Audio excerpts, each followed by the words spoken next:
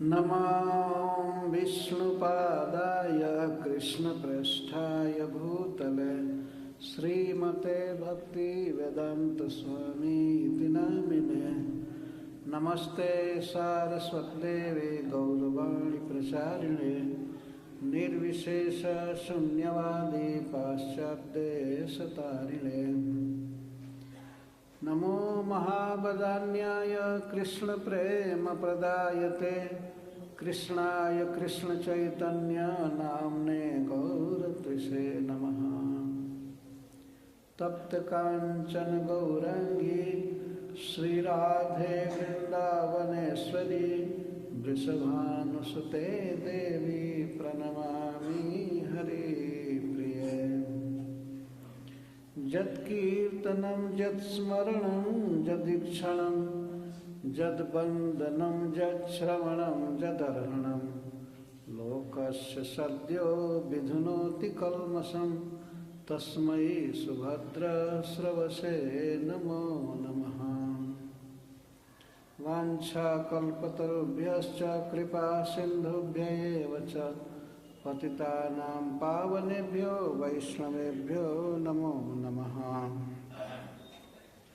यं प्रव्रजन्तमनुपेतमपेतकृत्यं द्वैपायनो विरहकातरया जुहाव पुत्रेति तन्मयतया तरवोऽभिनेदुस्तं सर्वभूतहृदयं मुनिमानतोऽस्मि।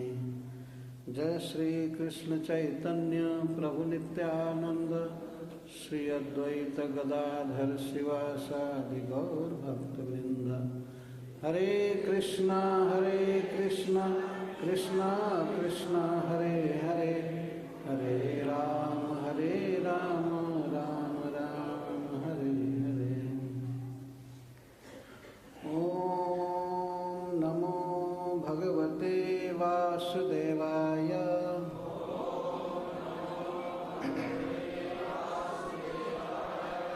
ओम नमो भगवते वासुदेवाय।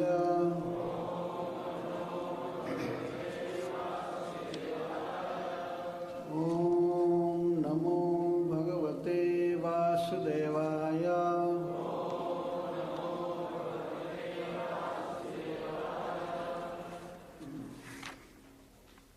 अथ नवमोऽध्यायः। सब लोग पुस्तिका देखिए। सूत उवाच इति भीतः प्रजाद्रोहात्। इसके आवाज को थोड़ा कम कीजिए, ज्यादा है, हाँ हाँ कर रहा है। इति भीतः प्रजाद्रोहात् सर्वधर्म विवित्सया ततो विनशनं प्रागात्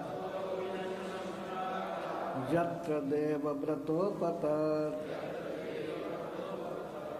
तदा ते भ्रातरः सर्वे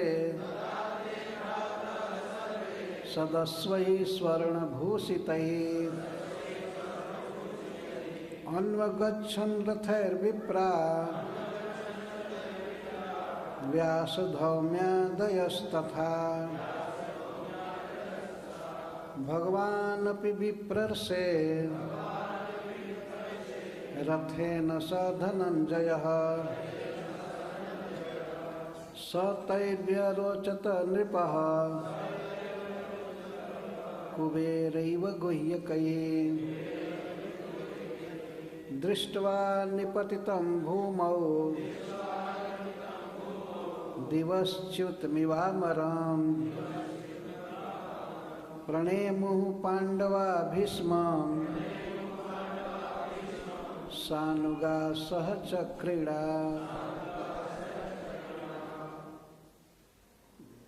श्रील सूत गोस्वामी ने कहा इति इस प्रकार, भीतः डरे हुए, प्रजाद्रोहात् प्रजा को दुख हुआ था। इस कुरुक्षेत्र में अनेक मनुष्यों की हत्या हुई थी। उनकी हत्या का कारण अपने को मानकर महाराज युधिष्ठिर बहुत डरे हुए थे। सर्वधर्म विविधया, सबके कर्तव्यों को जानने की इच्छा से अथवा राजा के द्वारा सीखने लायक सभी नियमों को, धर्मों को जानने की इच्छा से ततः तब विनाशनम कुरुक्षेत्र प्रागात् गए जत्र जहाँ देवव्रतः भीष्म पितामह अपतत बाण सज्जा पर पड़े हुए थे।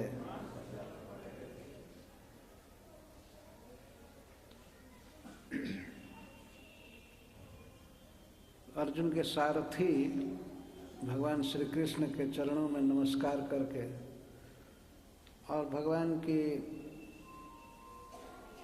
लीलाओं में से एक लीला जिसमें भगवान ने अपने परम प्रिय भक्त भीष्म पितामह पर अनुग्रह किया है, उस लीला को कहने की इच्छा है। आप सभी वैष्णव जहाँ तहाँ से जुटे हुए हैं और आप सबके चरणों में प्रणाम करके मैं भगवान की इस लीला को कहने का प्रयास कर रहा हूँ।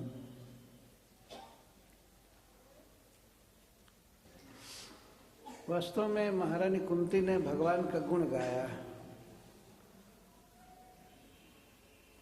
पर श्रील प्रभुपाद जी हम लोगों के लिए कहते थे कि teachings of queen Kunti, Kunti महारानी के उद्गारों में बहुत शिक्षाएं हैं मानव जाति को, जो शिक्षाएं कृष्ण प्रेम को वर्धित करती हैं। जिस परिवार में कुंती का विवाह हुआ था वह परिवार पूर्णतः श्री भीष्म पितामह से युक्त है, उनसे कनेक्टेड है। तो इस वर्ष श्रीमद् भागवतम के उसी प्रसंग के निरंतरता में यह प्रसंग है। 8वें अध्याय में कुंती महारानी की शिक्षा है और 9वें अध्याय में भगवान कृष्ण के प्रति भीष्म पितामह का उद्गार दिया गया है। जहाँ से कथा बंद हुई थी वहीं से मैं ये प्रसंग लिया जा रहा है। आपने सुना था कि कुंती महारानी की प्रार्थना सुनकर भगवान श्री कृष्ण रथ से उतर गए और द्वारका नहीं गए। अपने बुआ की बात को रखने के लिए भगवान अपनी बनाई हुई योजना, जाने की तैयारी हो चुकी थी, रथ पर चढ़ चुके थे, फिर भी बुआ की प्रार्थना से वे उतर गए रथ से और द्रौपदी से मिले, सुभद्रा से मिले, कुछ दिन के लिए रुक गए। इधर क्या हो रहा था कि महाराज युधिष्ठिर निरंतर शोक में रह रहे थे, दुख रोते रहते थे। उनको संपूर्ण विश्व का साम्राज्य प्राप्त हुआ था, लेकिन फिर भी वो सुखी नहीं थे, बहुत रो रहे थे। उनको बहुत से ऋषि मुनि समझाने लगे। व्यासाद्य ऋश्वरे हाग्य कृष्णे नाद्भुत कर्मणा प्रबोधितो इतिहास नाबुध्यत सुचार्पित। अनेक ऋषि मुनि समझा रहे थे, महाराज आपका कोई दोष नहीं है, यह युद्ध होने वाला था, इसे रोकने का बहुत प्रयास किया गया लेकिन रुका नहीं। इसमें आपका कोई दोष नहीं है, आपने किसी की हत्या नहीं की है। यह युद्ध होना था दैव कराया है, आप चिंता मत कीजिए। लेकिन महाराज युधिष्ठिर कोई भी बात सुनते थे तो और उनका शोक बढ़ता था। नहीं, मैं हत्यारा हूँ, मैंने निर्दोष प्राणियों का वध कराया है इस महाभारत युद्ध में, मुझे नरकों से निस्तार नहीं मिलेगा, मैं बहुत बड़ा पापी हूँ। और यहाँ तक उन्होंने कहा कि मैं आत्महत्या करना चाहता हूँ, मैं जीना नहीं चाहता। युद्ध के पहले अर्जुन को शोक हुआ और युद्ध के बाद युधिष्ठिर को। युद्ध करने से पहले अर्जुन कहने लगे हम युद्ध नहीं करेंगे, ये बहुत बड़ा पाप है, स्वजनों का वध होगा, ये होगा, हम इस राज्य के लिए क्या युद्ध करेंगे, हमें स्वर्ग का राज्य मिले तब भी हम युद्ध नहीं करेंगे। तो भगवान रथ पर ही थे, वे समझाना चालू किए। अगहन कृष्ण एक अगहन शुक्ल एकादशी के दिन ये युद्ध चालू हुआ था और उसी दिन युद्ध के प्रारंभिक दिन में गीता का उपदेश किया भगवान ने, जिसे गीता जयंती कहते हैं। तो युद्ध के बिल्कुल प्रारंभ में अर्जुन को बहुत बड़ा शोक हुआ, तो उसका निवारण भगवान ने किया गीता का उपदेश करके। बहुत सुंदर उपदेश है। और युद्ध जब समाप्त हुआ तब युधिष्ठिर महाराज रोना चालू किए। तो उनका तो शोक कई दिन चला। व्यासाद्य ईश्वरे हाग्य, जो लोग ईश्वर की इच्छा को, भगवान कृष्ण के पर्पस को समझते हैं या अज्ञ नहीं समझते हैं, दोनों अर्थ हैं। तो वे ऋषि लोग समझा रहे थे महाराज को बारी बारी से। एक बार एक साधु कथा कह रहे थे कि ऋषि लोग भोजन कर कर के, नाश्ता कर कर के युधिष्ठिर महाराज को समझाना चालू करते थे। इतिहास सुना रहे थे, क्या क्या, जितना सुनाते थे हाय हाय करते रहते थे युधिष्ठिर।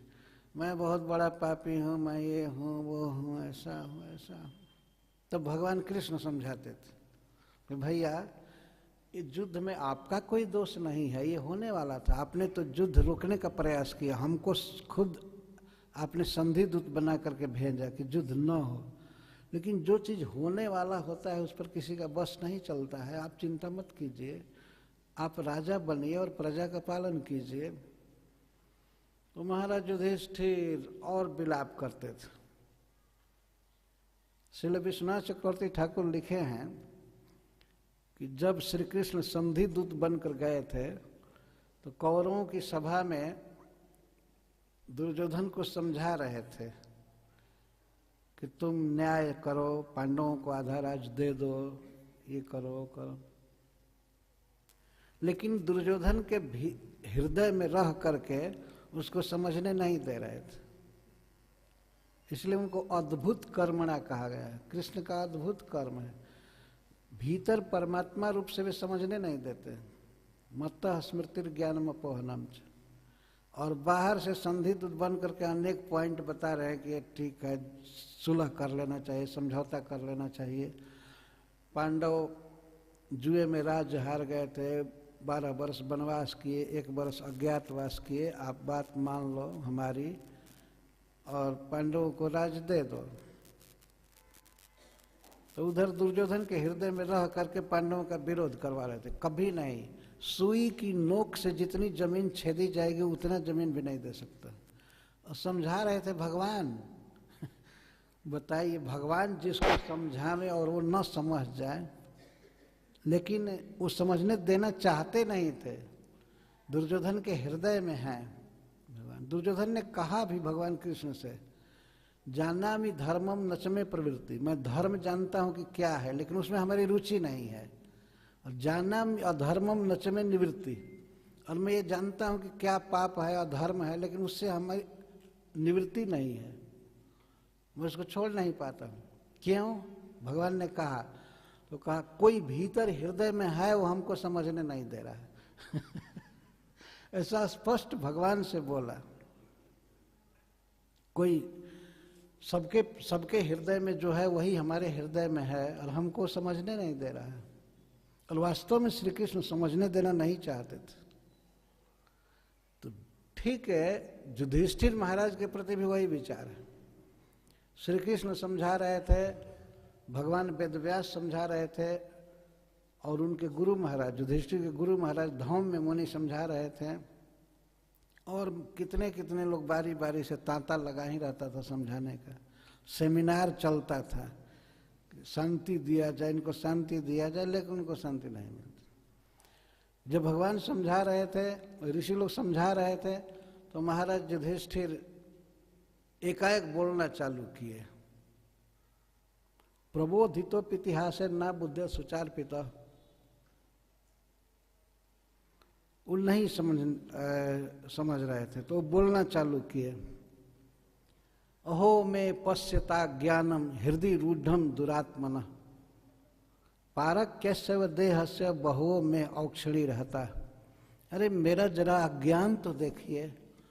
वो लोग ज्ञान दे रहे थे, समझा रहे थे, लेकिन महाराज युधिष्ठिर कहते हैं पश्यता में अज्ञानम, मेरा अज्ञान जरा देखिए, विचार कीजिए। यह देह क्या है? यह देह पारक्य है, सियार और कुत्ते का आहार बनेगा एक दिन। इस देह के सुख के लिए मैं कई औक्षणी सेना का संहार करवा दिया है। और लोग समझा रहे थे, लेकिन उनकी बात तो सुन नहीं रहे थे, अपनी बात कहते जा रहे थे। क्या युधिष्ठिर महाराज अपने देह के सुख के लिए महाभारत युद्ध कराए थे? नहीं, भगवान कृष्ण की इच्छा थी और होने वाला था, इसलिए तो दुर्योधन नहीं मान सका। बार बार सेना की तैयारी करके भी युद्ध रोकने का प्रयास किया जा रहा था, कई लोगों को भेज करके, और स्वयं श्री भगवान गए समझाने के लिए, कॉम्प्रोमाइज कराने के लिए, लेकिन नहीं होना था। इसमें युधिष्ठिर का क्या दोष है? लेकिन युधिष्ठिर महाराज कहते हैं ये मेरा दोष है, मेरे अज्ञान को तो देखो। इस देह सुख के लिए जो कुत्ते और सियार का भोजन बनेगा, इसके लिए मैंने अनेक लाखों लोगों का वध कराया इस कुरुक्षेत्र में। बाल द्विज सुहृद मित्र पितृ भ्रातृ गुरुद्रुह, ये मैं मानता हूं सेना में या युद्ध में वध होता ही है। जब युद्ध होता है तो वध होगा ही, लेकिन हमने जिन लोगों का वध कराया वे बाल बच्चे थे। अनेक बच्चों की हत्या हुई इस कुरुक्षेत्र में, इस युद्ध में अनेक बच्चे मारे गए। बाल द्विज, अनेक ब्राह्मण मारे गए। सुहृद, अपने सगे संबंधी मारे गए, और मित्रम, सखा लोग मारे गए, और भाई दुर्योधन आदि भाई हमारे मारे गए। कर्ण भी उसमें उनका तात्पर्य बन रहा था कि भाई की हत्या हुई। कर्ण मेरा भाई था, दुर्योधन भी मेरा भाई था, ये सब भाई मारे गए। और पितृ भीष्म पितामह आदि पितर ही थे, पूर्वज थे, ये सब मारे गए। कई लोग पितृ मारे गए, जो मामा शल्य मारे गए। और गुरु, अनेक गुरुजन मारे गए, कृपाचार्य, द्रोणाचार्य, और भीष्म पितामह भी गुरु ही थे। युद्ध में मैंने इतने इतने लोगों की हत्या कराया। न में श्यान निर्यान मोक्षो यपि वर्ष युतायुत, अयुत 10,000 से 10,000 का गुणा किया जाए, अर्थात करोड़ों करोड़ों वर्षों तक यदि मुझे नरक में पचाया जाए, फिर भी मैं शुद्ध नहीं हो पाऊंगा। इसी बात बोल रहे हैं।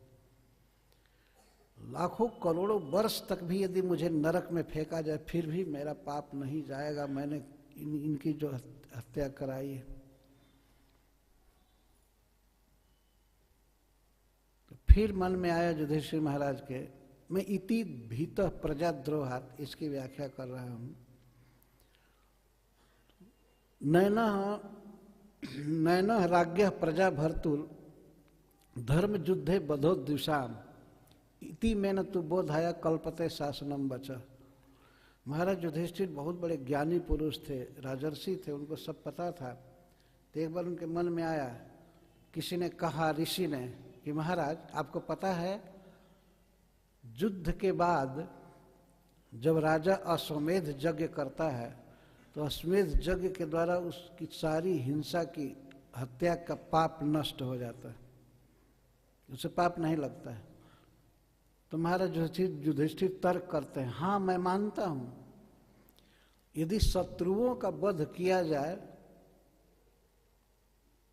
और वो भी धर्म युद्ध में, तो राजा को कोई पाप नहीं लगता है।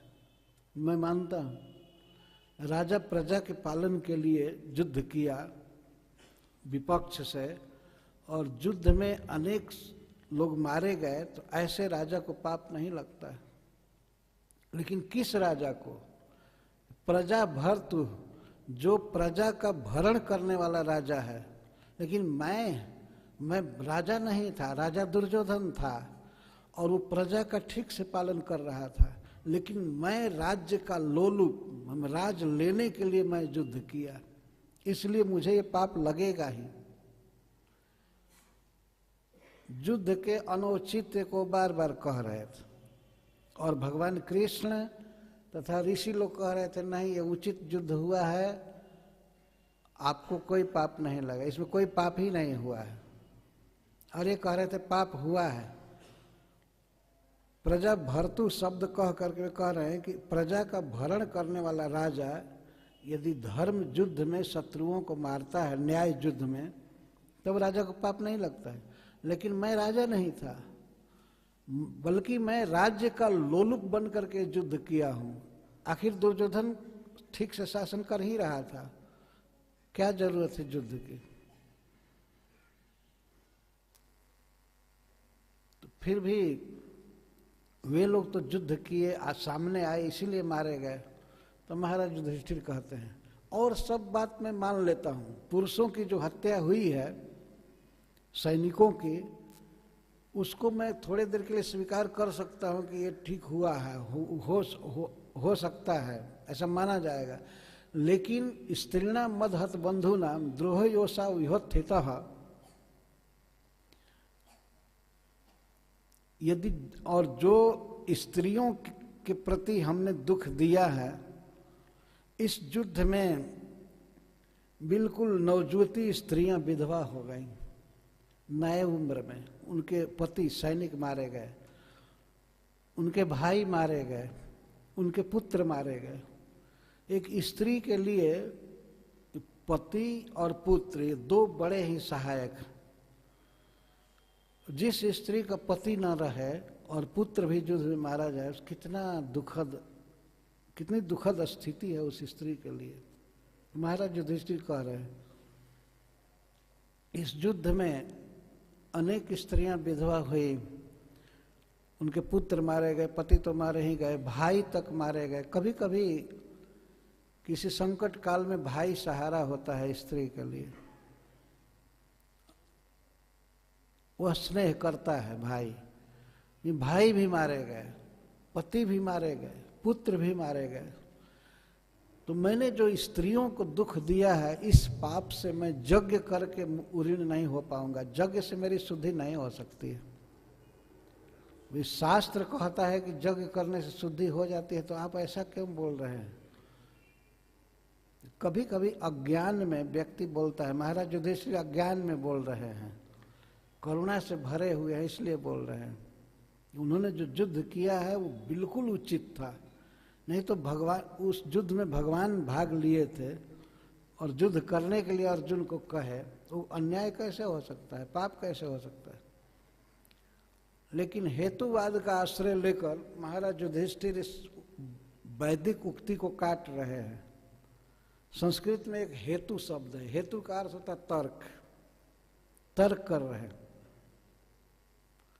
उन्होंने कहा कि जैसे यथा पंकेन पंकाम्भः, जिस जल में मिट्टी मिला हुआ है, गंदा है, ऐसे जल से फिर दूसरे गंदे जल को धोया जाए तो शुद्ध नहीं हो सकता है।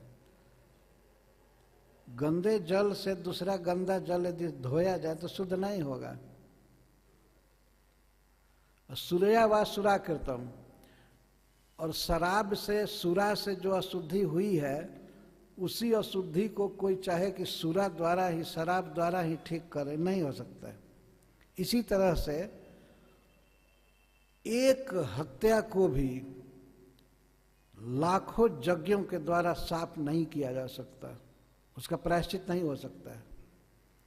अश्वमेध यज्ञ में भी तो हत्या होती है। महाराज युधिष्ठिर तर्क दे रहे हैं, एक हत्या तथा एकाम भूत हत्या में, एक हत्या का भी प्रायश्चित नहीं किया जा सकता है। ये तर्क है। तर्क है कि कोई प्रतिष्ठा नहीं है, तर्को अप्रतिष्ठा महाभारत में कहा गया। तर्क द्वारा कोई व्यक्ति किसी जायज व्यक्ति को भी हरा सकता है, गलत तर्क दे करके। जैसे एक तर्क है कि जब गाय का गोबर पवित्र है तो ब्राह्मण का गोबर क्यों नहीं पवित्र होगा, ये तर्क है। यदि कोई व्यक्ति सिद्ध करना चाहे कि मनुष्य तो उत्कृष्ट जानवर है, उत्कृष्ट प्राणी है,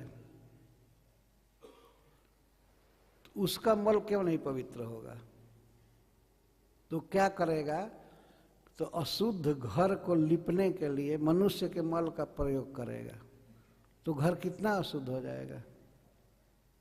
इसको तर्क कहते हैं। और कोई सोचे कि शंख भी हड्डी है, किसी जीव की वो हड्डी है शंख, तो जब साधारण जीव की, जलचर जीव की हड्डी को लेकर के भगवान के आरती में बजाया जा सकता है, तो मनुष्य की खोपड़ी लेकर क्यों नहीं बजाया जा सकता। वो तो और पवित्र है, और उसमें भी पढ़े लिखे ब्राह्मण का, संस्कृत जानने वाले, वेद जानने वाले ब्राह्मण की खोपड़ी ला करके लो, तो वो पागल माना जाएगा ना। शास्त्र कहता है कि गाय का गोबर पवित्र है, शास्त्र कहता है कि शंख पवित्र है, तो शास्त्र जो कहता है उसको मानना चाहिए, अपना तर्क नहीं अड़ाना चाहिए। तो महाराज युधिष्ठिर यहां तर्क दे रहे हैं,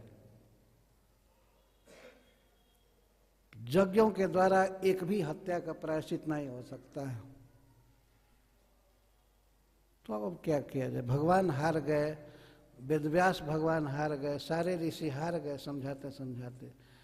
जिसको राज्य करना है, प्रजा का पालन करना है, सबको संभाल कर रखना है, वही हाय हाय कर रहा है, रो रहा है, आत्महत्या के लिए उद्यत है, तो ये बहुत भारी विषम स्थिति आ गई। भगवान चाहते थे कि युधिष्ठिर राजा बने, उनके राजा बनते ही सब ठीक हो जाएगा। उनके राज्य में एक भी दुराचारी नहीं था। जिन स्त्रियों के पति मारे गए थे, भाई मारे गए थे, पुत्र मारे गए थे, उनका ऐसा सुंदर युधिष्ठिर महाराज ने पालन किया जिसकी तुलना राम राज्य से की जाती है। एक भी दुराचारी नहीं था, एक भी शराबी नहीं था, एक भी चोर नहीं था, व्यभिचारी नहीं था युधिष्ठिर के राज्य में। इतना सुंदर राज्य किया उन्होंने। लेकिन राज लेने के पहले इतना ये शोक कर रहे हैं, रो रहे हैं। तब होते होते भगवान कृष्ण ने पूछा, तो भैया कैसे आपका शोक जाएगा, आपका यह अविवेक कैसे जाएगा। महाराज युधिष्ठिर तो उसको अविवेक समझते ही नहीं थे।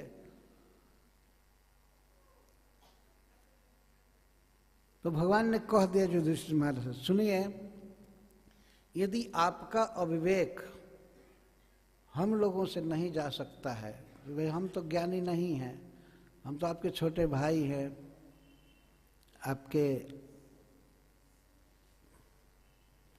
ममेरे भाई हैं। युधिष्ठिर महाराज के मामा के लड़का भगवान कृष्ण, और युधिष्ठिर से छोटे हैं। तो कभी कभी तो युधिष्ठिर ये भी कहते हैं, अरे जाओ जाओ, तुम क्या जानते हो,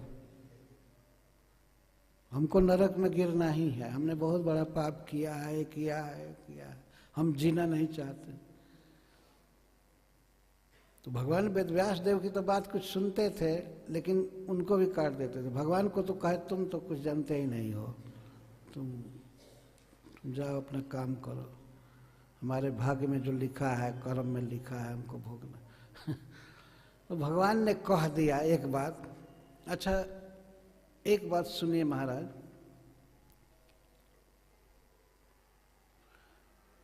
हम ऐसा सोचते हैं कि आप पितामह भीष्म से पूछ लीजिए कि क्या उचित है। सबके बाद वे सबसे बड़े धर्मात्मा हैं ना, धर्म का तत्व तो जानते, उनके बारे में तो आपको विश्वास है ना।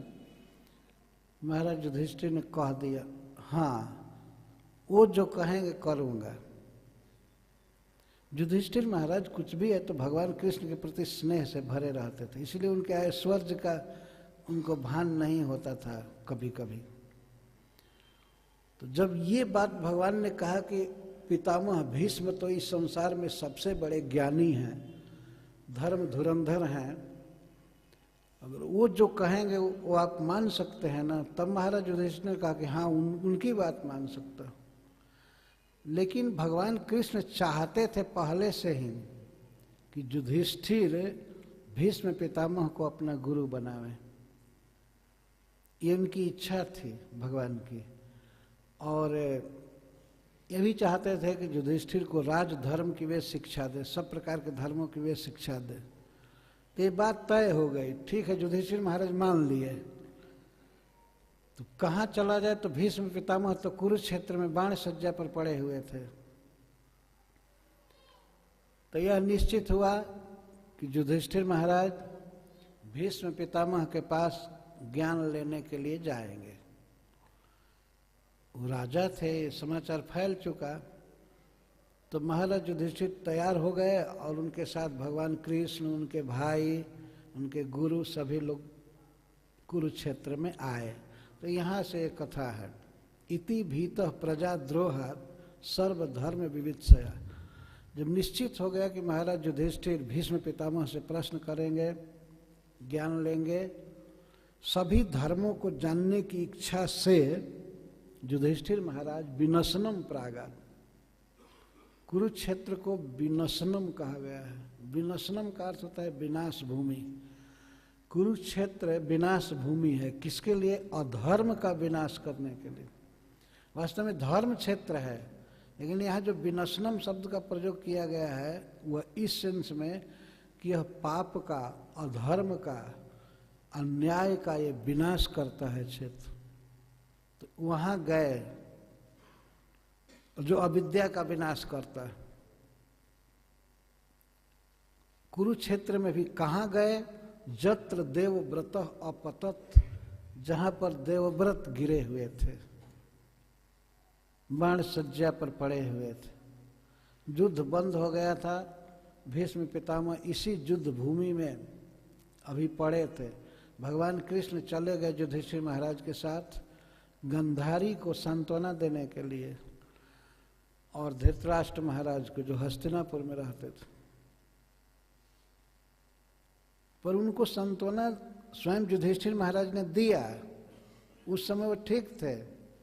सांत्वना देने के बाद रोने लगे थे, अब इनको सांत्वना देना पड़ा, पर नहीं लिए। तो भीष्म पितामह के पास आए। भीष्म पितामह सब मिलाकर 58 दिन बाण सज्जा पर थे, 58 डेज, इतने दीर्घ काल तक।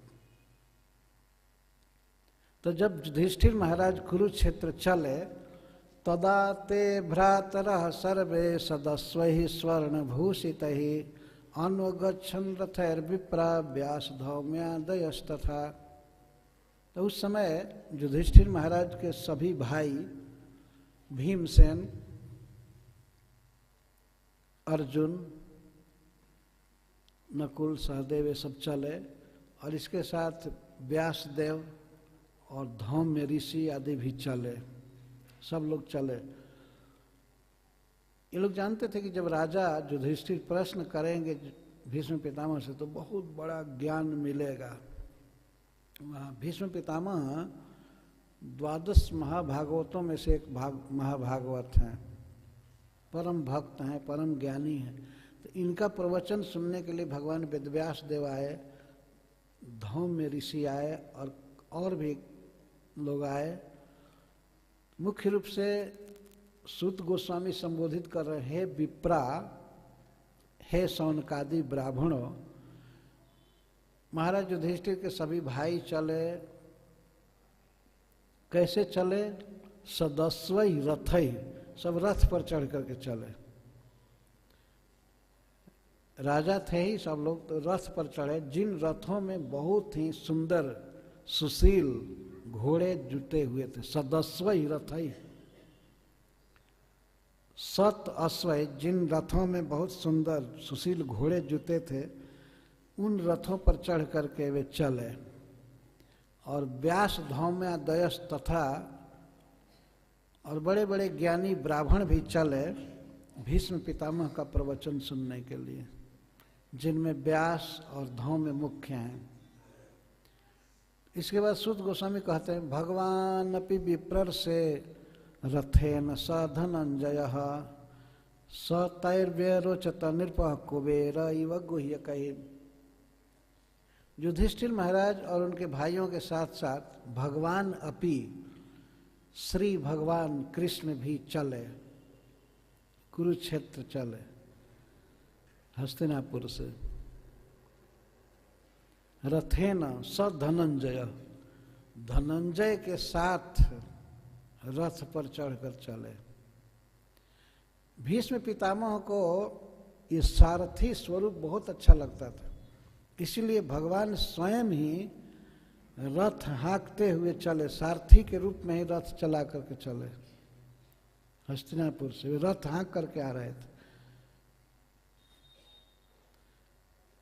तो कुछ भक्त ऐसा कहते हैं कि नहीं, अर्जुन के साथ वे बैठे थे, कोई दूसरा रथ चला रहा था। नहीं, श्री कृष्ण ही रथ चला रहे थे और धनंजय रथी के रूप में मूल आसन पर बैठे थे। इसी रूप में भीष्म पितामह को दर्शन भी देना चाहते थे। तो भगवान अपि, भगवान भी चले युधिष्ठिर महाराज के साथ। हे विप्र से, हे ब्राह्मण श्रेष्ठ शौनक जी, ये संबोधन है। बीच बीच में सूत गोस्वामी नैमिषारण्य के ऋषियों को संबोधित करते हैं, कभी बहुवचन में और कभी केवल शौनक जी के लिए। तो ऊपर विप्राह कहे हे ब्राह्मणों, और इसमें संबोधन कर रहे हैं हे विप्र से, हे विप्र ऋषि श्री शौनक जी। भगवान भी चले। तो इन सब के साथ, अपने भाइयों के साथ घिरे हुए महाराज युधिष्ठिर ऐसे सुंदर लग रहे थे जैसे कुबेर जी यक्षों के द्वारा घिरे हुए अच्छे लगते। इसमें महाराज युधिष्ठिर के ऐश्वर्य और सुंदरता का वर्णन है। कुबेर जी अलकापुरी में रहते हैं, धन के स्वामी हैं। वे चलते हैं यक्षों से जैसे घिरे हुए, वैसे अपने भाइयों से घिरे हुए युधिष्ठिर महाराज बहुत सुंदर लग रहे थे। व्यरोचत, विशेषण अरोचत, विशेष सुंदर लग रहे थे। तो जब कुरुक्षेत्र में वे सब आए, सूत गोस्वामी गए कह रहे हैं क्योंकि वो नैमिषारण्य में बोल रहे हैं, नैमिषारण्य से कथा कह रहे हैं। हम तो यही कथा कह रहे हैं, इसीलिए हम आए कहेंगे। तो जब ये सब लोग कुरुक्षेत्र में आए तो वहां गए जहां भीष्म पितामह गिरे हुए थे। तो दृष्टवा निपतितम भूमौ, जमीन पर, भूमि पर, बाण सज्जा पर गिरे हुए भीष्म पितामह को देख करके ऐसा लगा, भीष्म पितामह कैसे लग रहे थे? ऐसे लग रहे थे जैसे मालूम पड़ता था कि स्वर्ग से कोई देवता गिरा है। स्वर्ग च्युतम इव अमरम, कोई अमर स्वर्ग च्युत हो गया हो, ऐसे लग रहे थे। भीष्म पितामह 400 वर्ष के थे उस समय, और इनका शरीर देवता के समान था, लंबा, गोरा और बहुत ही सुंदर। कभी कभी देवता गिरते हैं इस पृथ्वी पर, सशरीर ही गिरते हैं, तो ऐसा लग रहा था कि कोई देवता गिरा हुआ है, मनुष्य गिरे हुए ऐसा नहीं कह रहे हैं सूत गोस्वामी। दिवसच्युतम अमरम इव, दिव हमने स्वर्ग, स्वर्ग से गिरे हुए किसी देवता की तरह लग रहे थे। तो उनको देख करके पांडवा प्रणेमु, प्रणेमु पांडवा भीष्म, भीष्म को प्रणाम किए, पांडव सभी आकर के प्रणाम किए।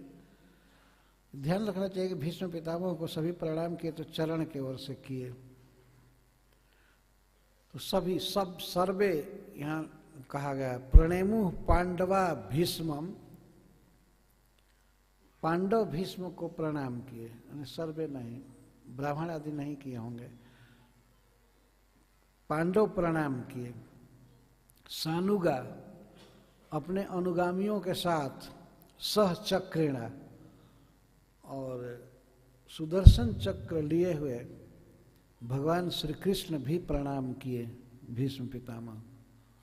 चूंकि भगवान कृष्ण इस परिवार के संबंधी थे, पांडु महाराज फूफा थे भगवान के और कुंती बुआ, इस नाते से भीष्म पितामह तो और नाता में बहुत बड़े थे और आयु में भी बड़े थे। तो भगवान श्री कृष्ण अर्जुन के समकक्ष थे, तो भगवान भी प्रणाम किए। देखिए भगवान की मधुर लीला, भीष्म पितामह को चक्री भी प्रणाम किए। चक्री का अर्थ है चक्र जिनका है वह चक्री, चक्रीणा। श्री कृष्ण को कभी कभी चक्री कहते भी है, चक्र जिसके हाथ में हो वो है चक्री। तो युधिष्ठिर प्रणाम किए, भीमसेन प्रणाम किए, अर्जुन, नकुल, सहदेव और उनके अनुगत और लोग भी, और उसके साथ साथ श्री कृष्ण भी प्रणाम किए। तत्र ब्रह्मर्षयः सर्वे देवर्षयश्च सत्तम राजर्षयश्च तत्रासन् द्रष्टुम भरतपुंगवम्। उस समय कुरुक्षेत्र में सर्वे ब्रह्मर्षयः, समस्त ब्रह्म ऋषिगण, देवर्षयश्च और समस्त देवर्षिगण, और समस्त राजर्षिगण भरतपुंगवम्, भरत श्रेष्ठ भीष्म पितामह का दर्शन करने के लिए आए थे। आसन, आसन का अर्थ है कि भगवान के जाने के पहले सब आ गए थे। युधिष्ठिर महाराज के पहुंचने के पहले ही सब आ चुके थे ऋषि मुनि। तुरंत समाचार फैल जाता था कि युधिष्ठिर महाराज की तैयारी हो गई अब कुरुक्षेत्र जाने की, तो भगवान भी जाएंगे। तो सभी ऋषि मुनि आ गए। आजकल तो आदमी कहीं मोबाइल फोन कर देता है, उन लोगों के पास तो लाखों गुना बेटर साधन था, वो तो जान जाते थे किसी के मन की भी बात। युधिष्ठिर महाराज के मन में क्या हो रहा है ऋषियों को पता चल जाता था। तो जब सुने कि युधिष्ठिर महाराज भीष्म पितामह से कुछ आध्यात्मिक या व्यवहारिक धर्म की शिक्षा लेने जा रहे हैं, तो सारे देवर्षि, सारे राजर्षि और ब्रह्मर्षि तत्र आसन, वहां आ गए। देखिए सुत गोस्वामी जो बोल रहे हैं उन शब्दों पर ध्यान, सर्वे राज, इस सबके साथ लगेगा, सर्वे ब्रह्मर्षयः, सर्वे देवर्षयः, सर्वे राजर्षयश्च तत्र आसन, वहां जुटे थे। इस भीष्म पितामह के मुख से प्रवचन सुनने के लिए जुटे हुए, दृष्ट उनका दर्शन करने के लिए। किस तरह से कोई व्यक्ति भगवान के धाम जाएगा, किस चेतना में और क्या बात बोल करके, इसको देखना चाहते थे। उनको विश्वास था कि जब उनके देह त्याग के समय भगवान साथ में रहेंगे तो भीष्म पितामह सीधे भगवान के धाम जाएंगे, वैकुंठ जाएंगे। इसको वो देखना चाहते थे। तो सारे ऋषि मुनि आदि राजर्षि गण भी सब आ गए। कौन कौन आए थे उनका नाम, कुछ का नाम बता रहे हैं सुत गोस्वामी। पर्वतो नारदो धौम्यो भगवान बादरायणः, बृहदस्वो भरद्वाजो सशिष्यो रेणुकासुतः, वसिष्ठ इंद्र प्रमदस्त्रितो गृत्समदोषितः, कक्षिवान् गौतमोत्रिश्च कौशिकोत्थ सुदर्शनः, अन्ये च मुनयः सुत परावर ब्रह्मरातादयो मलः, शिष्यैरुपेता आजग्मुः कश्यपाङ्गिरसादयः। कौन कौन ऋषि मुनि सब जुटे हुए हैं, उनमें कुछ प्रधान के नाम गिना रहे हैं। पर्वतः पर्वत मुनि। ये पर्वत मुनि गंधर्वों में जन्म लिए हैं। जैसे श्री नारद जी गंधर्वों के साथ रहते हैं, तो श्री नारद जी के साथ ही प्रायः पर्वत मुनि रहते हैं। कई अवसर पर ऐसे महाभारत में और पुराणों में लिखा हुआ है कि श्री नारद जी पर्वत मुनि के साथ आए। राजसूय सभा में भी पर्वत मुनि थे। तो पर्वत नारद, और श्री नारद जी के बारे में तो सब जानते ही हैं। श्री नारद जी सबसे बड़े प्रचारक वैष्णव शिरोमणि हैं। श्री प्रहलाद महाराज, श्री ध्रुव महाराज, युधिष्ठिर महाराज, अम्बरीश महाराज सब इनके शिष्य हैं श्री नारद जी के। और ये भगवान ब्रह्मा जी से डायरेक्ट जन्म लिए हैं, उनके गोद से, उनके शरीर से। जैसे कर से क्रतु का जन्म हुआ, ऐसे उत्संग से, उत्संगा नारदो यज्ञ, उनके गोद से श्री नारद जी से प्रकट हो गए। तो अपनी परंपरा को श्री ब्रह्मा जी ने नारद जी में ही दिया। ब्रह्म मध्य गौड़ीय संप्रदाय में ब्रह्मा जी के बाद श्री नारद जी आते हैं, और श्री नारद जी ने वेदव्यास देव को ज्ञान दिया, वेदव्यास देव ने मध्वाचार्य को दिया, और मध्वाचार्य जी के बाद ये परंपरा जिसमें श्री माधवेंद्रपुरी, ईश्वरपुरी, चैतन्य महाप्रभु, रूप गोस्वामी, श्रील प्रभुपाद, ये सब परंपराएं हैं। तो श्री नारद जी ही वास्तविक वैष्णव आचार्य हैं, जिन्होंने सारे विश्व में कृष्ण भावना का प्रचार किया, सारे ब्रह्मांडों में श्री नारद जी। तो ये श्री नारद जी आए, और धौम में, ये धौम में पांडवों के खास पुरोहित हैं, और महाराज युधिष्ठिर का साथ इन्होंने वनवास में भी दिया था। वन में जब गए थे युधिष्ठिर महाराज, उस समय भी गुरु साथ साथ रहते थे। कई अवसर पर इनका बहुत बड़ा उबार किए धौम में। और भगवान बादरायण, भगवान वेदव्यास देव बादरायण, इनके बारे में सब वैष्णवों को पता है कि भगवान वेदव्यास देव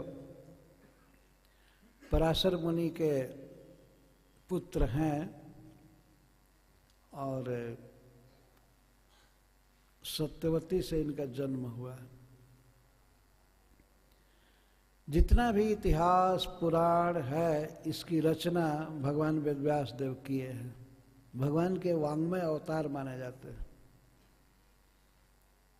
पांडवों के परिवार से इनका बहुत घनिष्ठ संबंध है, यहाँ तक कि अपनी भाभियों से इन्होंने पुत्र उत्पन्न किया, माँ की आज्ञा से। धृतराष्ट्र, पांडु और विदुर, ये सब इनके ही पुत्र हैं, बिल्कुल धर्म के अनुसार। भगवान वेदव्यास देव महाराज भीष्म पितामह का प्रवचन सुनने के लिए आए। बृहदस्व भी एक महान ऋषि थे, भरद्वाज, और भरद्वाज इनका आश्रम आज भी है प्रयागराज में, इलाहाबाद में। कई अवसरों पर महाराज युधिष्ठिर के साथ रहे हैं, और बहुत काल से भगवान श्री राम की लीला में भी एक थे। जब भगवान श्री राम प्रयागराज पहुँचे थे अयोध्या से चलकर चित्रकूट जाने के लिए, तो वहाँ पर भगवान का इन्होंने स्वागत किया था भरद्वाज। और इनके वीरजस्खलन से ही द्रोणाचार्य का जन्म हुआ था। सशिष्यो रेणुकासुत, शिष्यों के साथ भगवान परशुराम भी गए। देखिए परशुराम जी के साथ भीष्म पितामह का युद्ध हुआ था, लेकिन आज जब भीष्म पितामह के मुख से सुनना है तो भगवान परशुराम वो सब चीज़ भुला करके ज्ञान लेने के लिए गए। तो साक्षात भगवान हैं, लेकिन दुनिया को शिक्षा देने के लिए ये लीला कर रहे हैं। तो भगवान परशुराम भी गए, और जितने भी एक वचन में ऋषि आए हैं सबके लिए सशिष्य, शिष्य सहित, ये यहाँ लगाना पड़ेगा। जो भी ऋषि आए वे अपने शिष्यों के साथ आए। क्यों? क्योंकि यह बहुत आवश्यक है कि एक महान भक्त ज्ञानी के मुख से भगवान की बातें सुनी जाए, भगवान के बारे में अनुभव बताएंगे भीष्म पितामह। इसको सुनने के लिए सब ऋषि मुनि आए और अपने शिष्यों के साथ आए। ये नहीं कह दे शिष्य को तुम यहीं रहो देखो और हम जरा सुनाते हैं कथा, नहीं, सब चले। गुरु का कर्तव्य है कि शिष्यों को लेकर के जाए ऐसे अवसर पर। शिष्यों का सबसे बड़ा हित यही है कि उनको भगवान की कथा सुनने का अवसर दिया जाए। तो जितने भी ऋषि मुनि आए सब अपने अपने शिष्यों को लेकर के गए। 2 बार इस शब्द का प्रयोग हुआ है।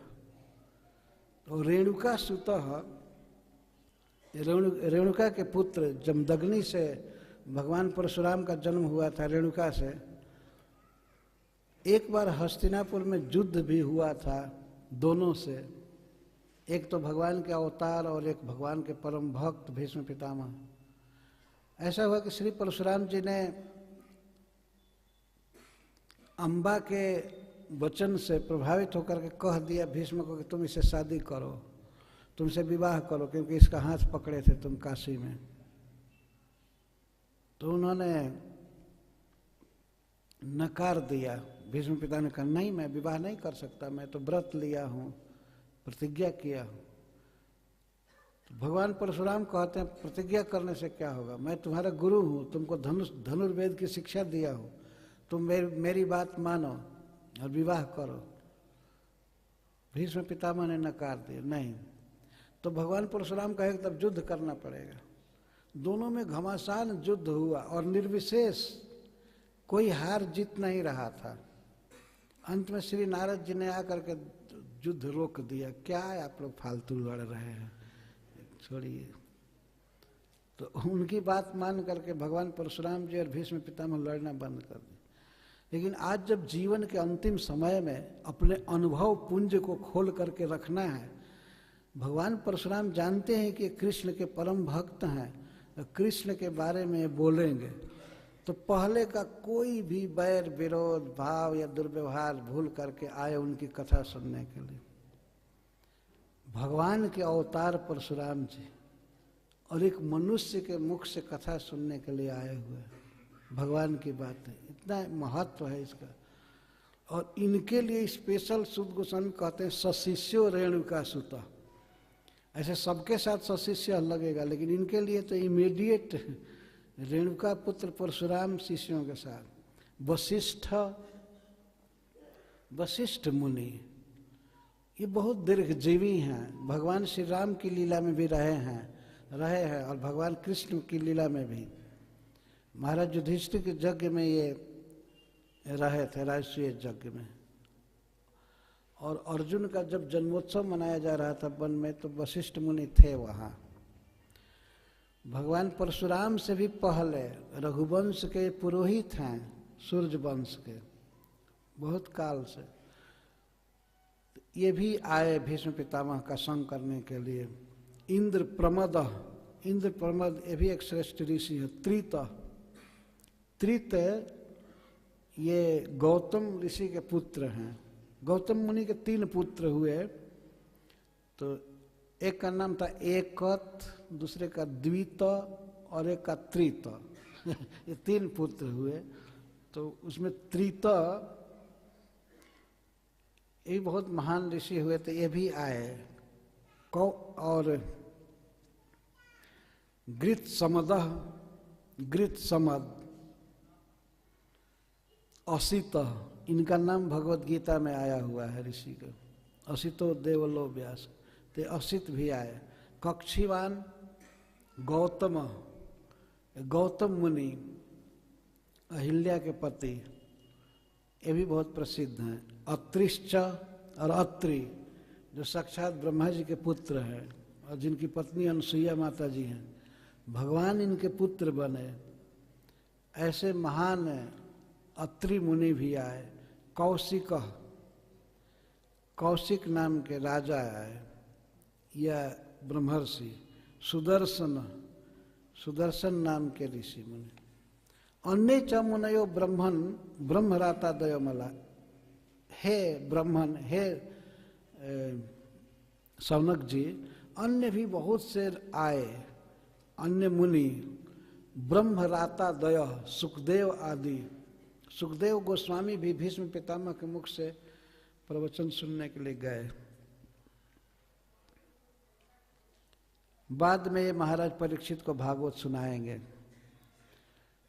ब्रह्मरात, सुखदेव गोस्वामी को ब्रह्मरात कहते हैं। भगवान ने इनकी रक्षा किया था। जब गर्भ से प्रकट नहीं हो रहे थे तो भगवान ने कहा कि मैं आपकी रक्षा करूंगा, आप माया के प्रभाव में नहीं आ पाएंगे, आप बाहर आइए माँ के गर्भ से। तो उस समय सुखदेव गोस्वामी का नाम पड़ा ब्रह्मरात। ब्रह्म मतलब भगवान श्री कृष्ण और रात माने दान देना, दिया गया पिताजी को, यह रक्षा किए। तो सुखदेव गोस्वामी भी आए। शिष्य रूपेता आजमु कश्यपांगी रसादय। सभी ऋषि मुनि जैसे कश्यप जी और बृहस्पति जी। कश्यप जी तो देवताओं के, दैत्यों के सबके पिता ही हैं। कश्यप जी का विवाह दक्ष प्रजापति की 13 पुत्रियों से हुआ था, जिसमें माता दीति, अदिति और कई हैं, सुरसा, इला, काष्ठा, दनु, अनेक स्त्रियां। तो कश्यप जी आए स्वर्ग से प्रवचन सुनने के लिए भीष्म पितामह का।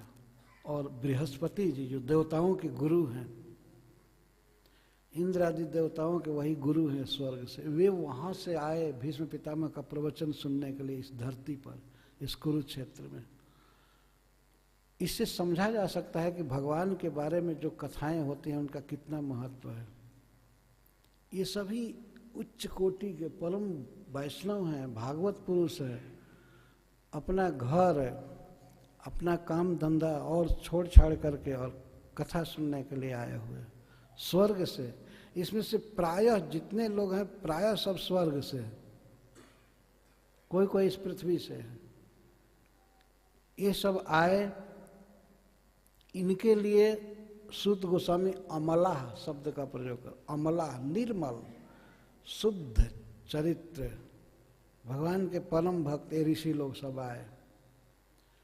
तो जब ये जुटे तो भीष्म पितामह ने इनका कैसे स्वागत किया इसका वर्णन कर रहे हैं। तान समेतान महाभागान उपलभ्य वसुत्तमः पूजयामास धर्मज्ञो देश काल विभागवित्। भीष्म पितामह इस बात को पूरा जानते थे कि किस देश में, स्थान में और किस समय, किस परिस्थिति में किसका कैसे स्वागत किया जाता है। ये धर्मज्ञ है। तो अपने पास आए हुए सभी ऋषि मुनियों का उन्होंने स्वागत किया। प्रश्न हो सकता है, नरी क्या स्वागत करेंगे? बाण सज्जा पर पड़े हैं, न चल सकते हैं, न खड़ा हो सकते हैं, फिर स्वागत क्या करेंगे इन हजारों हजारों ऋषियों का? तो सूत गोस्वामी कहते हैं देश काल विभागविद। वे धर्मज्ञ थे। किस देश में, किस स्थान, किस काल में किस व्यक्ति का क्या कर्तव्य होता है इसको जानते थे। उस समय ऋषि मुनियों को आंख से देखना और मुख से नमः शब्द कह देना इतना ही काफी था। देश काल के अनुसार यही स्वागत। मान लीजिए गुरु वशिष्ठ जी आए हैं तो उनको श्री वशिष्ठाय नमः ऐसे कहना भीष्म पितामह का यही स्वागत। और वो समय नहीं था कि उठ करके और प्लेट में लावें कुछ खाने के लिए और पानी लावें या उनको आसन दे बैठावें, नहीं। इसको कहते देश काल विभाग। उस देश में, उस युद्ध भूमि में और उस स्थिति में, उस काल में वो नहीं कर सकते थे। उस स्वयं ही उनके शरीर में बाण धंसे हुए थे, उठने की शक्ति नहीं थी, वे दर्द से व्याकुल थे। कैसे वे सबको उठ उठ करके स्वागत करते। परंतु जब समय उचित नहीं है और स्थान भी नहीं है, अपना घर नहीं है कि वहाँ फ्रिज खोल करके कुछ निकाले दे दिए, युद्ध का मैदान है, वहाँ कुछ है नहीं एक पैसा भी, और न तो उठने की शक्ति है, फिर भी स्वागत किया जा सकता है देश काल के अनुसार। आने वाले ऋषियों को, राजर्षियों को वे आंख से देखते थे और वचन बोलते थे, प्रणाम, कुछ आप कैसे हैं, बैठिए, बहुत अच्छा हुआ आप आए, आपका दर्शन हुआ। इतना ही कहने से ऋषि संतुष्ट हो जाते थे। वो ये अपेक्षा नहीं कर सकते थे कि और स्वागत करें, ये राजा हैं, राजकुल के पूर्वज हैं। पहले जिन ऋषियों का उन्होंने स्वागत किया था साष्टांग प्रणाम करके, उनको अनेक प्रकार से खिला करके, आसन दे करके, आज ऐसा देश है और ऐसा समय है कि केवल उसको देखकर नमस्कार कर लेना, वाणी द्वारा, सिर से भी नमस्कार नहीं कर सकते थे, केवल बोल सकते थे नमस्ते नमस्ते, केवल इतना ही बोल सकते थे। तो इस तरह से भीष्म पितामह सबका स्वागत किए, पूजया मास, सबका पूजन किए, यही पूजन था। उनको देख करके हंस देना, पूछना, यही उनका स्वागत, पूजा थी। तो सभी ऋषियों का उन्होंने स्वागत किया, भक्तों का। और अब भगवान का हृदयस्थम कृष्णम च तत्प्रभावज्ञ आसीनम जगदीश्वरम हृदयस्थम पूजयामास मायोपात विग्रहम। समस्त ऋषियों का उन्होंने स्वागत किया देश काल के अनुसार। एक श्लोक में कह रहे हैं। अब भगवान कृष्ण का उन्होंने कैसे स्वागत किया, इसको एक श्लोक में कह रहे हैं। कृष्णम च पूजयामास, ये लगा लेना चाहिए। भीष्म पितामह ने भगवान कृष्ण का स्वागत किया, कृष्ण की पूजा किया। कैसे किया? एक तो भीष्म पितामह का गुण वर्णन कर रहे हैं। तत्प्रभावज्ञ, तत्प्रभावज्ञ, श्री कृष्ण के प्रभाव को भीष्म पितामह जानते थे। श्री कृष्ण तत्व के पूर्ण ज्ञाता हैं भीष्म पितामह। तो यद्यपि श्री कृष्ण ने भीष्म पितामह को प्रणाम किया, पर भीष्म पितामह जानते हैं कि ये साक्षात स्वयं भगवान परब्रह्म है, परमात्मा है, ईश्वर है। तो उन्होंने उनका स्वागत किया। भीष्म पितामह जानते थे कि जगदीश्वरम, समस्त जगत के, देवताओं के, मनुष्यों के, असुरों के या समस्त चराचर जीवों के ये ईश्वर हैं, समस्त लोगों के ईश्वर हैं। और कृपा करके मेरे पास अपना श्री विग्रह प्रकट किए हैं, आए हैं। ऐसे हृदयस्थम, भीष्म पितामह ये भी जानते थे कि सभी जीवों के हृदय में निवास करते हैं। हृदयस्थम, परमात्मा रूप से भगवान श्री कृष्ण सबके हृदय में रहते हैं। और भीष्म पितामह के हृदय में पार्थ सारथी के रूप में विद्यमान रहते थे, परमात्मा रूप से ही नहीं। भीष्म पितामह की भक्ति से आकृष्ट होकर के भगवान उनके हृदय में वास करते थे, उसी रूप का वे चिंतन कर रहे थे। तो हृदयस्थम, श्री कृष्ण हृदय में भी हैं और बाहर भी हैं। बाहर महाराज युधिष्ठिर के साथ एक छोटी उम्र का व्यक्ति और वहाँ बैठे हुए हैं इनके चरणों में, भीष्म पितामह के पास भगवान। लेकिन भीष्म पितामह हृदय में उनकी पूजा करने लगे। जैसे पहले करते थे भगवान कृष्ण की पूजा, ऐसे हृदय में अनेक प्रकार से उनकी पूजा करने लगे। हृदय में है ही तो मन द्वारा उनकी पूजा करनी है, तो आरती करना या भोग देना, कुछ अर्पण करना, सब कुछ करने लगे। तो कृष्णम च पूजया मास हृदयस्थम, हृदय में पूजा कर रहे हैं। और बाहर से भी वे नमस्कार किए ही, भगवान ने उनको नमस्कार किए, लेकिन भीष्म पितामह उनको नमस्कार किए। माया उपात विग्रह, जो माया से अपने श्री विग्रह को भीष्म पितामह के सामने लाए हैं। यहाँ माया का अर्थ है कृपा। माया दंभे कृपायाम च, एक संस्कृत के शब्दकोश में अर्थ किया गया है कि माया शब्द का प्रयोग दंभ और कृपा में भी होता है। दंभ का अर्थ दिखावा, कपट, इसको भी माया कहते हैं, और कृपा को भी माया कहते हैं। तो यहाँ जो माया के द्वारा भगवान लाए अपने शरीर को, ये अर्थ है कृपा। उनके हृदय में जो कृपा है भक्त के प्रति, अपने स्नेही श्री भीष्म पितामह के प्रति, उनके जीवन के अंतिम काल में भगवान अपने को लाए हैं वहाँ, अपना सुंदर श्री विग्रह लाए हैं।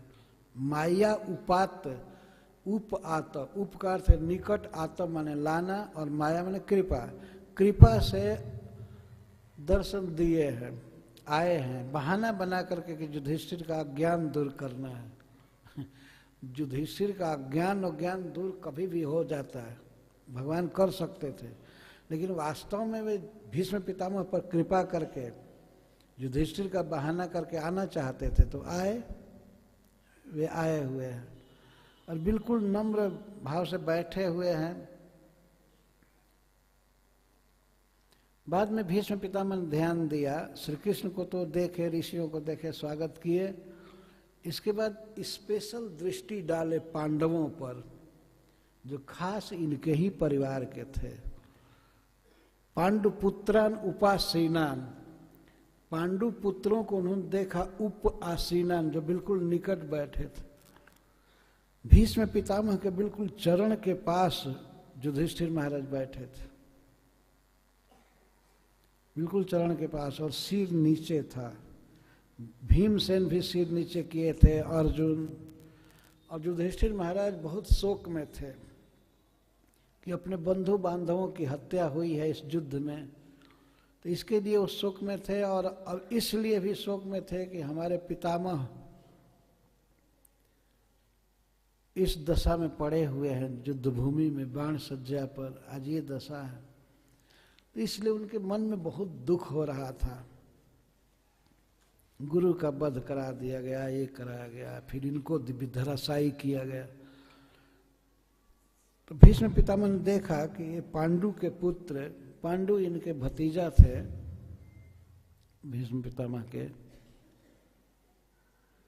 तो पांडु पुत्रान उपासीनान, पांडु पुत्रों को उन्होंने देखा कि ये बिल्कुल हमारे निकट बैठे हैं। और प्रश्रय प्रेम संगतान, प्रश्रय का अर्थ है विनय, बिल्कुल नम्र हैं और स्नेह है इनके हृदय में मेरे प्रति। तो प्रश्रय से और प्रेम से युक्त पांडु के पुत्रों को उन्होंने देखा। उनको देखते ही भीष्म पितामह के आंखों में आंसू भर आया पूरा, और उस समय कुछ भी देख नहीं पाए। जब आंख में आंसू भर जाता है, तो यदि आंसू को पोंछा जाए हाथ से, तब न देखने की शक्ति आएगी। तो बाण सज्जा पर ऐसे हैं और आंखों में आंसू भर गया है, तो हाथ से पोंछ भी नहीं सकते। अभ्याचष्टानुराग आश्रय अंधीभूते न चक्षुषा, स्नेह के आंसुओं से आंखें भर आई हैं, ऐसे अंधीभूते न चक्षुषा, तो देख नहीं रहे थे, स्नेह में रोने लगे। पांडवों के दुख को, उनके प्रेम को देख करके वे रोने लगे, और इस तरह से सिसक सिसक कर कहने लगे गदगद बाणी से, अभ्यचष्ट। सुद गोस्वामी कहते हैं कि भीष्म पितामह बोल रहे हैं तो आंखों में आंसू भरा हुआ है, उसमें देख नहीं रहे हैं, केवल बोल रहे हैं। अहो कष्टम अहो अन्यायम जज्जूयम धर्मनंदनः जीवितुम नार्हथ क्लिष्टम विप्रधर्म अच्युताश्रयः। सबको संबोधन करके कह रहे हैं, ओहो हे धर्म नंदना, हे धर्म पुत्रो। या तो युधिष्ठिर महाराज के लिए बहुवचन का प्रयोग कर रहे हैं आदर से, अथवा सभी को कह रहे हैं, सभी पांडवों को, हे धर्म पुत्रो।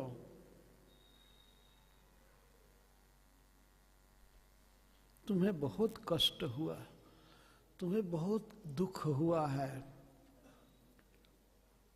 युद्ध के पहले भी दुख हुआ, वनवास आदि का कष्ट तुम लोग भोगे, लक्षा भवन की आग और क्या क्या, राज्य गया, धन गया, पत्नी दाव पर रखी गई द्रौपदी, उसका अपमान हुआ, युद्ध के पहले भी और युद्ध के बाद भी तुम लोग दुख में ही रह गए। भीष्म पितामह पूर्ण अभिज्ञ व्यक्ति थे, जानते थे युधिष्ठिर के चेहरे को देखकर कितना दुख में है बेचारा, वो तो जीना नहीं चाहते थे। तो भीष्म पितामह कह रहे हैं कि बहुत दुख की बात है, तुम लोगों के जीवन में बहुत दुख हुआ, कष्ट हुआ, तुम्हारे साथ अन्याय हुआ है, बहुत बड़ा अन्याय। अहो कष्टम अहो अन्यायम, तुम लोग कभी भी दुख से जीने लायक नहीं हो, तुम्हारे जीवन में सुख होना चाहिए, लेकिन बहुत दुख हुआ। वास्तव में पांडवों पर इतनी विपत्ति आई कि उसकी कोई सीमा नहीं थी। भीष्म पितामह सब देखे थे, जानते थे, राजा द्वारा ही इनको दुख दिया जा रहा था, दुर्योधन आदि के द्वारा। विप्र धर्माच्युता शायद तुम लोग ब्राह्मणों के और धर्म के और साक्षात स्वयं भगवान के आश्रय में रहते हो, फिर भी तुम लोगों को इतना कष्ट हुआ,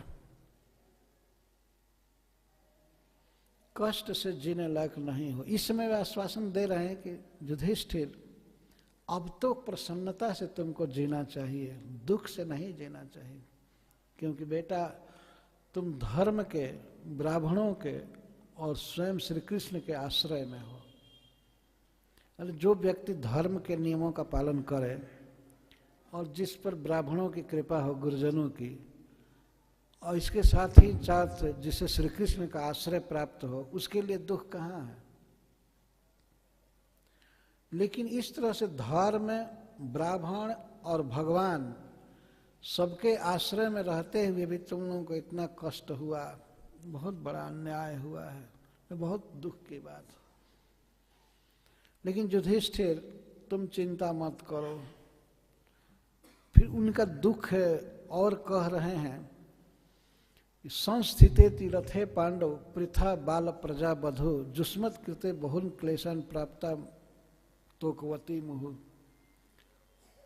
आज भीष्म पितामह को याद आने लगा अपने बहू की बात, कुंती महारानी की, अपने पुत्र बधु। जब पांडु का निधन हो गया, तुम्हारे पिताजी का निधन हो गया, तो मैं देखा हूं किस तरह से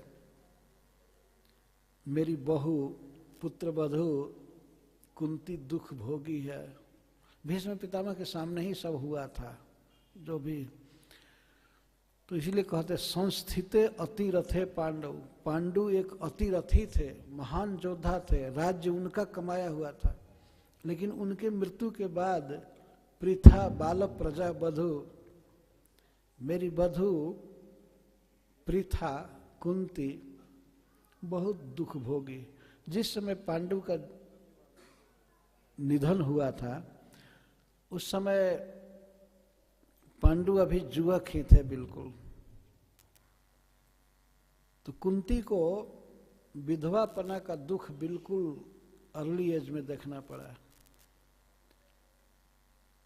और उस समय पिताजी, उस समय उसके पति मरे थे पांडु महाराज, जबकि पांचों लड़के बिल्कुल अभी छोटे छोटे थे। बाल प्रजा कुंती का विशेषण, जिसकी प्रजा, जिसके पुत्र बहुत छोटे छोटे थे। उस दशा में अगर छोटे छोटे पुत्र थे, उसके बाद भी जो अपना खास राज परिवार था वही उन पांचों की हत्या करने पर लगा हुआ था। चाहे भीमसेन को विष दे करके या लक्षा भवन में आग लगा करके या उनका राज छीनकर, जैसे तैसे सब नष्ट हो जाए। तो एक तो बेचारी अपने पति का विरह सह रही थी और पांच पांच पुत्र थे, बिल्कुल अबोध थे, कोई रक्षक नहीं था। अगर मान लीजिए किसी का पिता न रहे, ए हरि बोल, वो पीछे के लड़कों को सावधान कीजिए, वो बात कर रहे हैं। तो जिस स्त्री का पति न हो तो कम से कम अपना परिवार सहारा होता है, लेकिन कुंती के लिए तो वो भी नहीं था। कुंती के खास परिवार के लोग ही बहुत बाधा दे रहे थे, जीवन में बाधा दे रहे थे। राज छीन लेना और क्या क्या करना, भूंज देना, जलाने की कोशिश करना। लक्षा भवन इसीलिए बनाया गया था कि उसमें पांडवों को जला दिया जाए, राख कर दिया जाए। तो इस दशा में कुंती को कितना दुख उठाना पड़ा है। भीष्म पितामह आज बाण सज्जा पर कुरुक्षेत्र में पड़े पड़े उसकी याद कर रहे हैं कि संस्थिते रथे पांडव पृथा बाल प्रजा बधु जुष्मत कृते बहुन क्लेशन प्राप्ता तोकवती मुहु। जुष्मत कृते बहुन क्लेशन प्राप्त, तुम लोगों के लिए उसने बहुत कष्ट उठाया। और यहाँ तक कि जब तुम लोग सयाने हो गए, बड़े हो गए, उस समय भी बेचारी को सुख नहीं मिला। तोकवती का एक अर्थ है, बाल प्रजा और तोकवती एक ही शब्द, एक ही श्लोक में शब्द का प्रयोग किया जा रहा है। तो तोकवती, बड़े बड़े पुत्र हो गए फिर भी उसको कोई सुख नहीं हुआ। फिर वनवास का दुख, राजहरण का दुख, इसके बाद अनेक महारथियों के साथ युद्ध, नाना प्रकार का कष्ट, उसमें कई स्वजन मारे गए। लेकिन बेटा सत्य यह है कि तुम इसमें कारण नहीं हो युधिष्ठिर। जो कुछ भी हुआ युद्ध आदि में, या इनको जो कुछ कष्ट हुआ कुंती को और तुम लोगों को, सर्वम काल कृतम मन्ने भवताम च जद प्रियम सपालो जद बसे लोको बायो रिव घनावली। युधिष्ठिर, जो कुछ भी हुआ तुम्हारे जीवन में, तुम्हारे भाइयों के या तुम्हारे माँ के जीवन में जो भी कष्ट आया, सर्वम काल कृतम मन्ने, मैं काल के द्वारा किया हुआ सब मानता हूँ, समय ने किया है बेटा, इसमें तुम्हारा कोई दोष नहीं है। ऐसा नहीं है कि तुम लोग पापी थे, बुरा कर्म किए थे इसलिए तुम लोगों को दुख हुआ। नहीं, तुम्हारे कर्म से तुम लोगों को दुख नहीं हुआ है, एक काल ने उपस्थित किया दुख। सर्वम काल कृतम मन्ने। भीष्म पितामह युधिष्ठिर महाराज को सांत्वना दे रहे हैं कि पहले की बात कह करके और अब युद्ध के बाद की भी कहेंगे, ये जो युद्ध हुआ ये तुम्हारा किया हुआ नहीं है, काल ने किया है, इसलिए तुम्हारा दोष नहीं है। और पहले बेटा तुम लोगों को जो इतना कष्ट हुआ, जीवन भर कष्ट ही कष्ट रहा, विपत्तियां रहीं, ये तुम्हारे कर्म का फल नहीं है, ये काल के द्वारा किया हुआ है, इस समय ने किया। काल बहुत बलवान है। काल के अधीन किस तरह से सारे प्राणी हैं, सारा जगत है, दृष्टांत दे रहे। जैसे वायु के अधीन बादलों का समूह रहता है, घनावली, वैसे सभी प्राणी काल के अधीन हैं। आकाश में बादल रहेंगे कि नहीं रहेंगे, ये बादल की इच्छा पर निर्भर नहीं है। ऐसा नहीं है कि बादल जब चाहे छाया रहेगा या हट जाएगा, वो वायु के अधीन है। हवा का झोंका उसको इधर से उधर तितर बितर कर देता है। वायु रिव घनावली, घन अवली, मेघ समूह जैसे वायु के अधीन है, ऐसे ही सभी प्राणी काल के अधीन है। कौन कब जन्म लेगा, किसको क्या मिलेगा, क्या विपत्ति आएगी, क्या सुख मिलेगा, सब काल के अधीन है। काल ही मनुष्य के शरीर को वृद्ध बना देता है, क्षीण बना देता है ना। समय बीतते बीतते ये सब परिवर्तन हो जाते हैं।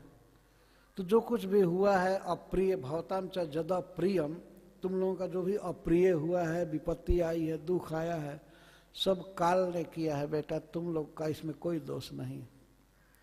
पांडवों के जीवन में जो विपत्तियां हैं तो ऐसा नहीं मान लेना चाहिए कि उनके कर्म का फल है, नहीं। भीष्म पितामह उसको नकार रहे हैं। सर्वम काल कृतम मन्ने अहम मन्ने, मैं मानता हूँ, मैं जानता हूँ कि ये सब काल के द्वारा किया हुआ है, इसमें तुम्हारा कोई दोष नहीं है। काल ही वास्तव में किसी को कहीं किसी परिवार में जन्म देता है और काल ही एक दिन परिवार से विलग कर देता है, काल ही किसी के मृत्यु का कारण बनता है। और खास करके पांडवों के विषय में जो अप्रिय हुआ है, विपत्तियां हुई हैं, वो उनके कर्म का फल नहीं है। यदि कर्म का फल रहता तो तुम लोगों जैसा उज्जवल कर्म किसका है? क्यों तुम्हारे कर्म से दुख होगा? जत्र धर्म सुतो राजा गदा पाणिर्बिरकोदरः कृष्णोस्त्री गांडीवम चापम सुहृत कृष्णस्ततो विपद। अरे देखो, जहां पर धर्मपुत्र युधिष्ठिर राजा हो तो राजा के गुण से ही प्रजा सुखी रहती है। तो तुम लोगों का समाज ऐसा है कि जत्र धर्म सुतो राजा, जहां धर्मपुत्र युधिष्ठिर राजा हैं और गदा पाणिर वृकोदर और भीम जैसे बलवान व्यक्ति हाथ में गदा लिए हुए हों और कृष्णो अस्त्री और अर्जुन जैसा अस्त्र जानने वाला व्यक्ति हो, और शस्त्रों में भी गांडीव नामक धनुष जहां पर है। अच्छा, चारों की बात छोड़िए, सुहित कृष्ण ततो विपद, और जहां हित करने वाले अपना सुहृद साक्षात भगवान है, वहां भी विपत्ति हो सकती है। तो सुहित कृष्ण ततो विपद कि पुण्य बल है। ये सब जगह बात है ना, कि सब जगह प्रचलित है कि कोई पुण्यात्मा व्यक्ति को सुख ही सुख होता है। तो पांडवों के पास तो पुण्य बल है, पूर्ण पुण्य बल। महाराज युधिष्ठिर पुण्य के, धर्म के मूर्तिमान स्वरूप थे। अरे जो एक बार झूठ भी नहीं बोले, उसका कितना बड़ा पुण्य है। भगवान के कहने से उन्होंने एक बार झूठ बोला तो उनका रथ नीचे चलने लगा। यदि भगवान की इच्छा से ही सब कुछ हुआ, झूठ नहीं बोले। जहां पर ऐसे बड़े धर्मात्मा राजा हो तो राजा के डायरेक्शन में और सब धर्मात्मा ही होंगे। तो जहां युधिष्ठिर जैसा धर्मात्मा व्यक्ति राजा हो, जत्र धर्म सुतो राजा, और गदा पाणिर वृकोदर, और शरीर बल भीम जैसे। भीम का शरीर है ये बिल्कुल वज्रसार जैसा था। वज्रसार कहते हैं लोहा का अगर और सार बनाया जाए, बहुत सार बनाया जाए, तो इतना कठोर उनका शरीर था। जिस दिन जन्म हुआ भीमसेन का, माता कुंती उनको लेकर के गोद में नदी में जा रही थी, तो एक बाघ निकला और कुंती पर झपटा खाने के लिए। वो डर गई और डरने से वो बच्चा एक पत्थर पर, चट्टान पर गिर पड़ा हाथ से छूट करके, तो चट्टान चूर्ण चूर्ण हो गया। इसे समझ सकते हैं कि भीमसेन का शरीर क्या था। अभी आज का जन्मा हुआ बच्चा और पत्थर पर गिरा तो पत्थर चूर्ण हो गया। ये महाभारत में लिखा हुआ है। वो शरीर था, शरीर बल पूरा पूरा भीमसेन के पास था। तो जिसके पास शरीर बल है और दूसरा है शस्त्र बल, गांडीव जैसा शस्त्र जिसके पास है, और शस्त्र कुशलता भी है, अर्जुन जैसे फुर्ती, इनको सव्यसाची कहते थे। सभी लोग दाहिने हाथ से बाण चलाते हैं, अर्जुन बाएं हाथ से भी बाण चलाते थे, तो सव्यसाची कहते हैं। पूरे महाभारत युद्ध में 18 दिन अर्जुन को केवल एक दिन पसीना हुआ, बस। अर्जुन पर एक बाण भी नहीं लगा, जबकि सारे महारथियों के निशाना अर्जुन थे, सबके, लेकिन रक्षक भगवान थे। तो सबके बाण आते थे लेकिन उनका कुछ भी नहीं होता था, सबके बाण निरस्त हो जाते थे। ऐसे वे अस्त्र विद्या में कुशल हैं। ऐसा व्यक्ति युधिष्ठिर महाराज के साथ है। और भीमसेन है, गांडीव धनुष है, और अर्जुन जैसे धनुष विद्या जानने वाले, और सर्वेश्वर श्री भगवान जहाँ सुहृद हैं, पड़े हुए हैं कि पांडवों का हित हो, इनको दुख न हो, इनको सुख मिले, योजना बनाना सब प्रकार का। ततो विपद, और फिर भी वहां विपत्ति देखी जा रही है। जहां कृष्ण है, अर्जुन है, अच्छा केवल दो ही हो तब भी काफी है।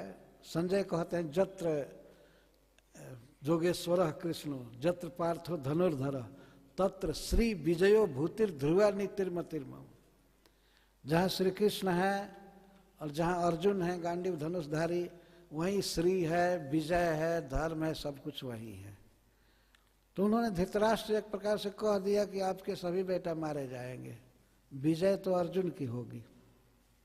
गीता सुना रहे हैं संजय धृतराष्ट्र को। धृतराष्ट्र ने पूछा था ना शुरू में, धर्म क्षेत्रे कुरुक्षेत्रे समवेता युद्धसभा माम का पांडवाश्चैव किम कुर्वत संजय।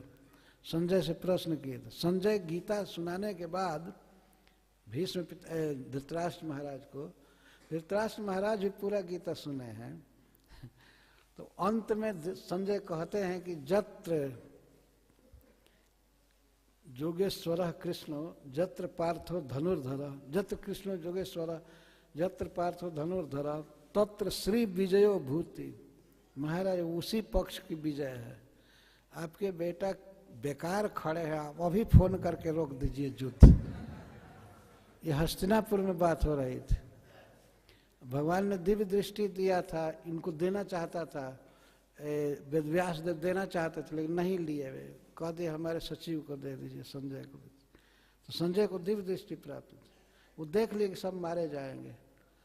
ये श्लोक इसी आशय से बोल रहे थे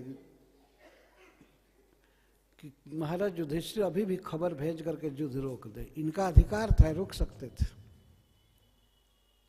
और जो सत्य थी बात वो बोल रहे थे। तो जहां जोगेश्वर श्री कृष्ण हैं और सुहृद के रूप में हैं, परम हितैषी के रूप में, रात दिन इसी चक्कर में रहते हैं कि पांडवों का हित होना चाहिए, पांडवों का हित हो, उनको दुख ना हो, और फिर भी विपत्ति। कोई ऐसा चीज नहीं देखता है जिसके चलते आप लोगों को कारण माना जाए कि आपका पाप है, आपको दुख है। नहीं, काल किया है। तो इस पर प्रश्न उठता है कि अरे, तो क्या काल भी भगवान श्री कृष्ण पर अधिकार रखता है? एक जगह तो आप कह रहे हैं कि श्री कृष्ण सुहृद हैं, पांडवों का हित करने पर पड़े रहते हैं, पर काल होने नहीं दे रहा है। तो इसका मतलब काल श्री कृष्ण की इच्छा का भी अतिक्रमण कर रहा है, श्री कृष्ण को दबा रहा है। तब भीष्म पितामह कहते हैं नहीं बेटा, ऐसी बात नहीं। बेटा नहीं कह रहे हैं, राजा के रूप में ही संबोधन कर रहे हैं। मैं कर दिया पहले स्वाभाविक, लेकिन भीष्म पितामह युधिष्ठिर महाराज को हमेशा राजा संबोधन कर रहे हैं। न यस्य कर हिचिद राजन पुमान वेद विधित सितम यद विजिज्ञासया युक्ता मुह्यंती कवयोपि। हे राजन, हे राजा युधिष्ठिर, अस्य श्री कृष्णस्य विचिकित्सितम, श्री कृष्ण की योजना को, इनके अभिप्राय को, कब कौन काम करना चाहते हैं और क्यों करना चाहते हैं, उसका क्या उद्देश्य है, इसको कोई नहीं जान सकता। इसका मतलब है कि काल के भी काल श्री कृष्ण है, भीष्म पितामह कह रहे हैं। ऐसा नहीं समझना चाहिए कि कृष्ण की इच्छा के विपरीत काल पांडवों को दुखी कर रहा है। ये श्री कृष्ण की इच्छा है कि इनको ये सब दृश्य दिखाया जाए, इन पर विपत्ति डाला जाए। ये श्री कृष्ण ही डाले हुए हैं, ये कहने का आशय। तो हे राजन, अस्य विधित्सितम, श्री कृष्ण कब क्या करना चाहते हैं और उस क्रिया में, उनके कर्म में क्या उद्देश्य है, इसको कोई भी व्यक्ति नहीं जानता है। कर ही चित, किसी भी स्थान में कोई व्यक्ति नहीं है, किसी भी टाइम में कोई भी व्यक्ति नहीं जानता है कि कृष्ण किस अभिप्राय से कौन कर्म कर रहे हैं, नहीं जानता। अच्छा ठीक है, न जाने, लेकिन जानने की चेष्टा तो करनी चाहिए ना। श्री कृष्ण का हार्द क्या है? पांडवों को दुख दिया जा रहा है, पांडवों पर विपत्ति आती रही, कुंती विधवा हो गई, और भी अनेक प्रकार की जो संकट आए पांडवों पर, ये आया श्री कृष्ण की इच्छा से। क्यों ऐसी श्री कृष्ण इच्छा किए, इसको कोई नहीं जान सकता है, और जानने की कोशिश किया तो भ्रम में पड़ जाएगा। ये कोशिश भी ना किया जाए। भीष्म पितामह कह रहे हैं भाई कोई चीज, किसी चीज को कोई नहीं जानता है तो जानने की इच्छा तो करनी चाहिए ना। तो कहते हैं जद विजिज्ञासया युक्ता मुह्यंति कवयोपि। बड़े बड़े विद्वान भी यदि श्री कृष्ण के प्रयोजन को जानने की चेष्टा करेंगे तो भ्रम में पड़ जाएंगे। ये बेकार है जानने की इच्छा करना। कृष्ण जो कहते हैं वो करना चाहिए। भीष्म पितामह के कहने का आशय ये है, कृष्ण कब क्या करना चाहते हैं। अब प्रहलाद महाराज पर इतनी विपत्ति डलवाए हिरण्यकश्यप के द्वारा, अब क्या इनकी इच्छा है, क्यों करना चाहते हैं, इसको जानने की चेष्टा नहीं करनी चाहिए, बस उनकी लीला कहानी सुननी चाहिए। ये कोशिश नहीं करना चाहिए कि क्यों ऐसा किए, क्यों ऐसा कर रहे हैं।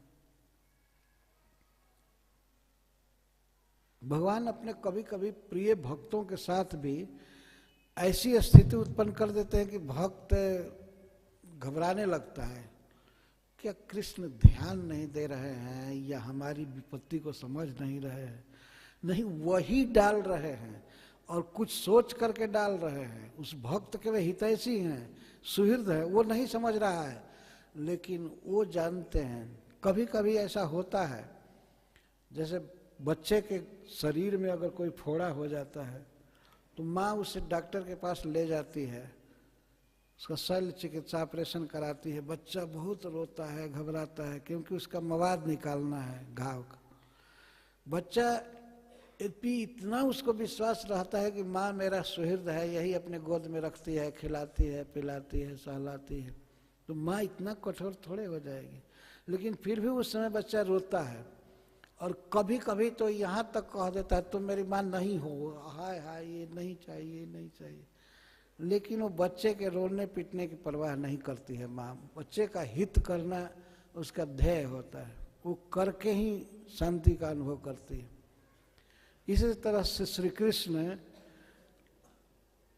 पांडवों के विषय में तो स्पेशल बात है, लेकिन और सामान्य भक्तों के विषय में उनकी ये दृष्टि है कि भक्त को कभी कभी वो दुख में डालते हैं, कभी कभी धन भी हर लेते हैं, और कभी कभी अपार धन देते भी हैं और आवश्यकता देखते हैं तो कभी लेते भी हैं। पर सामान्य पब्लिक के लिए इस रहस्य को जानना कठिन है कि क्यों ऐसा करते हैं। कभी कभी तो हम लोगों से भी लोग प्रश्न कर देते हैं, ये पांडव तो कृष्ण भगवान के इतने बड़े भक्त थे और उन पर विपत्ति ही आती रही, विपत्ति ही आती रही, तो कृष्ण क्यों ऐसा करते हैं। खास भीष्म पितामह कह रहे हैं कोई नहीं जानता है, और जानने की चेष्टा किया तो और बेकार भ्रम में पड़ जाएगा। इसलिए राजन, श्री कृष्ण जो कहते हैं वो कीजिए आप। तो श्री कृष्ण तो कह रहे थे कि आप राज कीजिए, चिंता मत कीजिए, शोक छोड़िए, यही कहने का आशय है भीष्म पितामह का। इनकी आज्ञा का पालन कीजिए। उसी को उपसंहार करते हुए कहते हैं, तस्मादिदं दैवतंत्रं व्यवस्य भरतर्षभ तस्यानुविहितो नाथा नाथ पाहि प्रजा प्रभो। तस्मात्, इसलिए जब आप लोगों का सुख दुख सब कुछ श्री कृष्ण की इच्छा के अधीन है, दैव के अधीन है, तो ऐसा विचार करके हे नाथ, हे हमारे कुल परंपरागत स्वामी, युधिष्ठिर महाराज को कुल परंपरा का स्वामी कह रहे हैं। ये राजा वर्तमान में बने हुए, परंपरा से आप राजा हैं, और प्रजा इस समय अनाथ हो गई है, अराजकता छाई हुई, कोई राजा नहीं है, आप राजा है। भीष्म पितामह अपनी पूर्ण अनुमति दे रहे हैं युधिष्ठिर महाराज को राजा बनने के लिए, इसलिए नाथ कह रहे हैं, हे नाथ, ये प्रजा अनाथ हो गई है, इस समय इसका पालन करने वाला, देख रेख करने वाला कोई नहीं है, और आप प्रभु हैं, आप समर्थ हैं, प्रभु आप समर्थ हैं सबका पालन करने में, तो आप प्रजा का पालन कीजिए। तस्य अनुविहितः सन, इन श्री कृष्ण के आज्ञा के अधीन रह करके, इनका अनुगामी बन करके आप राजा बनिए और प्रजा का पालन कीजिए। हे भरतर्षभ, ये भरत वंश की जो परंपरा है महाराज दुष्यंत से आ रही है, तो ये भरत वंश की परंपरा का उच्छेद मत कीजिए। आप उस वंश में परंपरा से आप राजा हैं, तो आप इस राजपद को संभालिए, प्रजा का पालन कीजिए। आप स्वयं रोएंगे तो ये ठीक नहीं है, आप स्वयं दुखी रहे। आपका काम है प्रजा का पालन करना, तो इसलिए आप कृष्ण के आज्ञा के अधीन रह करके आप प्रजा का पालन कीजिए। ये भीष्म पितामह का आदेश हुआ। तो जो कुछ भी पांडवों के जीवन में हुआ है ये कृष्ण की इच्छा से हुआ है, इसमें पांडवों का कोई दोष नहीं है। फ्रैंकली इस बात को कहना समझाने के लिए, और ये सत्य है वास्तव में। तो ये काल के भी काल हैं, काल इनकी इच्छा है। वास्तव में श्री कृष्ण की जो इच्छा है, संकल्प शक्ति है, उसी को काल कहते हैं। काल कोई अलग चीज नहीं है।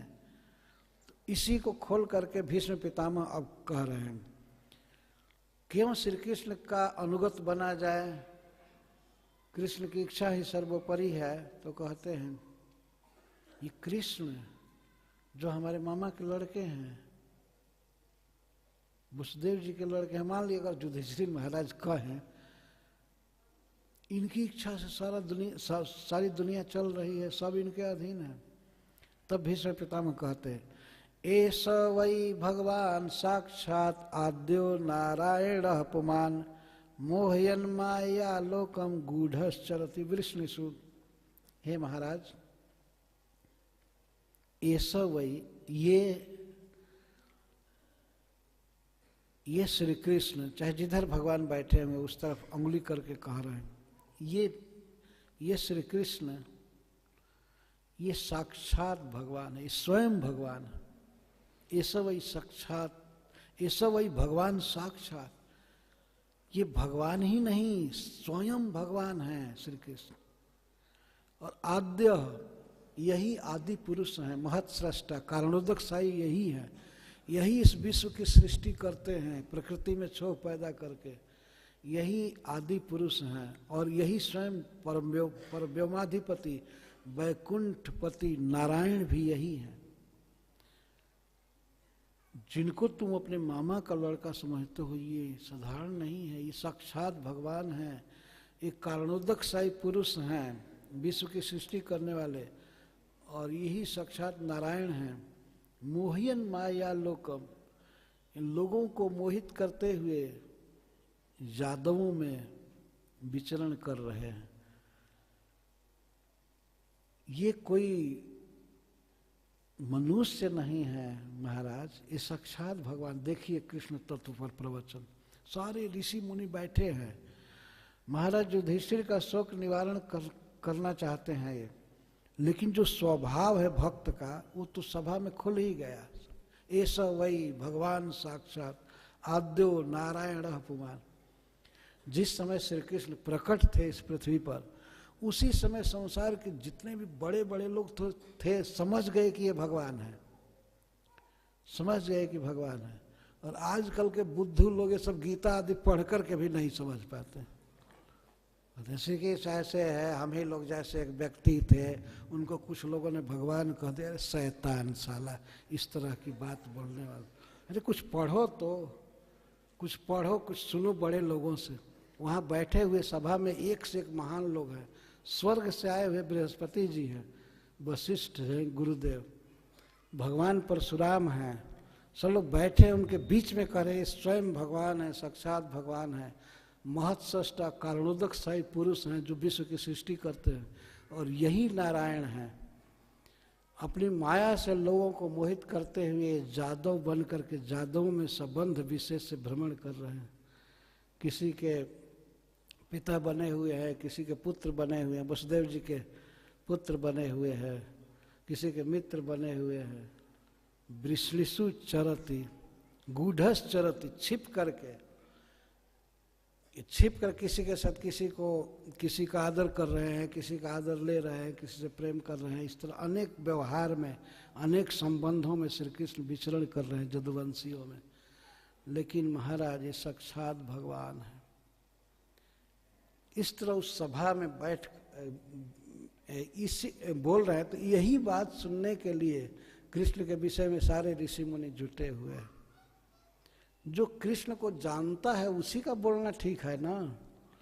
तो श्री कृष्ण के इस प्रभुता को, महत्ता को, भगवत्ता को जो जानता है, जिसका बहुत बड़ा अनुभव है, बड़े बड़े ऋषियों का संग किया था उन्होंने, और वे वसुत्तम, समस्त वसुओं में श्रेष्ठ है, देवता हैं भीष्म पितामह।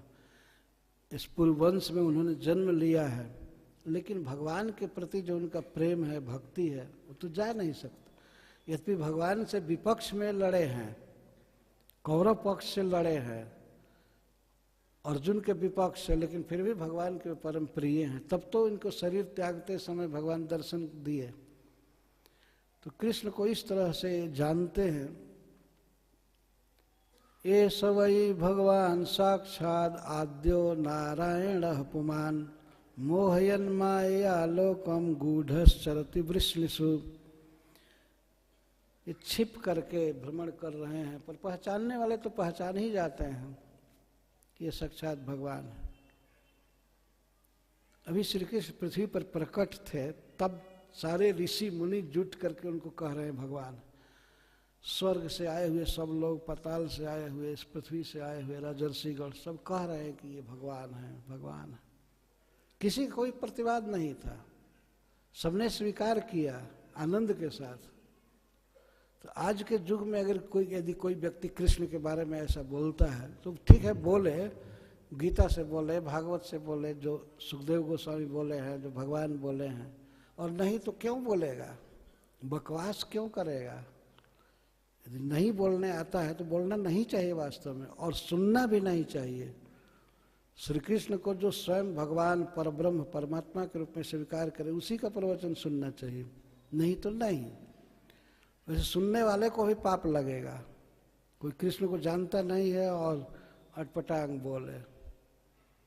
भीष्म पितामह जानते हैं भगवान को, नारद जी जानते हैं, वशिष्ठ जी जानते हैं, भगवान परशुराम जानते हैं। ये लोग वहाँ जुट करके कृष्ण के विषय में बात कर रहे हैं। अस्यानुभावम भगवान वेद गुह्यतमम शिवः देवर्षिर्नारदः साक्षात् भगवान कपिलो नृप। हे महाराज युधिष्ठिर, इनके विषय में, इनके अनुभव को साक्षात भगवान शिव जानते हैं। इनका अनुभव गुह्यतम है। इनके बारे में, इनके अनुभव को ठीक ठीक अगर कोई जानता है तो है भगवान शिव और भगवान नारद और भगवान कपिल। ये जानते हैं कृष्ण के विषय में ठीक ठीक। अनुभव, हृदय में जो भाव है उसको प्रकट करने वाले जो लक्षण हैं उसको अनुभाव कहते हैं। भाव को प्रकट करने वाले जो क्रियाएं हैं, मुद्रा है, उसको अनुभाव कहते हैं। भक्ति रसामृत सिंधु में रूप गोस्वामी पाद जी ने बताया है, जैसे कृष्ण के प्रति किसी का भाव है तो वो कृष्ण की याद करके उसके आंखों में आंसू आता है, रोमांच होता है, वाणी गदगद हो जाती है, कुछ बोलता है कृष्ण के विषय में, सुनता है, उसके शरीर में जो विकार होते हैं वाणी में, इसको अनुभाव कहा जाता है। तो श्री कृष्ण के अनुभाव को देवर्षि नारद जी जानते हैं और भगवान शिव जानते हैं और भगवान कपिल देव जानते हैं। इस तरह संसार के जो सबसे महान लोग हैं वे कृष्ण के अनुभाव को जानते। अनुभाव का क्या अर्थ है कि महाराज आप लोगों के जीवन में जो दुख आया है तो श्री कृष्ण का जो परम प्रेम है आपके प्रति, इससे आया है, और इसका साक्षात्कार आपकी माँ ने किया है, या आप लोगों को है कि श्री कृष्ण कितना मानते हैं। तब तो इन विपत्तियों को ही कुंती महारानी मांग रही थी, तो कभी भी दुख नहीं मानी, उसको आनंद आ रहा था कि इस विपत्ति दे करके और तुरंत ही रक्षा करना, ये भगवान का अनुभव है। द्रौपदी के प्रति इतना स्नेह है भगवान का कि उसे भरी सभा में नग्न नहीं होने दिए। तो दुशासन और दुर्योधन के हृदय में दुर्भावना पैदा करके वस्त्र हरण कराना और इसके बाद वस्त्र घटने नहीं देना, बढ़ा देना, इसको अनुभाव कहते हैं। भगवान का भाव है अपने भक्तों के प्रति, तब तो वे विपत्तियों से बचा रहे हैं। लक्षा भवन में आग लगाना बहुत अच्छा था क्योंकि भगवान ने बचाया। अगर आग लगी ही नहीं होती तो भगवान का अनुभव का पता नहीं चलता। भक्तों के प्रति कितना स्नेह है कृष्ण का, इसका पता नहीं चलता। कि इंद्र की वर्षा होने लगी ब्रज में तो भगवान अपने ब्रजवासियों की रक्षा के लिए पहाड़ उठा लिए। यह है अनुभव। भगवान कितना स्नेह करते हैं अपने भक्तों से, इसको तो भगवान शिव जानते हैं और भगवान कपिल देव जानते हैं और देवर्षि नारद जानते हैं। भीष्म पितामह बोल, देवर्षि नारद वहीं बैठे हुए हैं और उनके सामने ही कह रहे हैं, अस्या अनुभावम भगवान वेद गुह्यतमम शिव देवर्षि नारद साक्षात भगवान कपिलो नृपा। ये लोग जानते हैं। तो भगवान का अनुभव है। भीष्म पितामह ये कहना चाहते हैं कि महाराज, जितना प्रेम आप लोगों पर भगवान ने किया है उतना शायद ही किसी पर किए होंगे।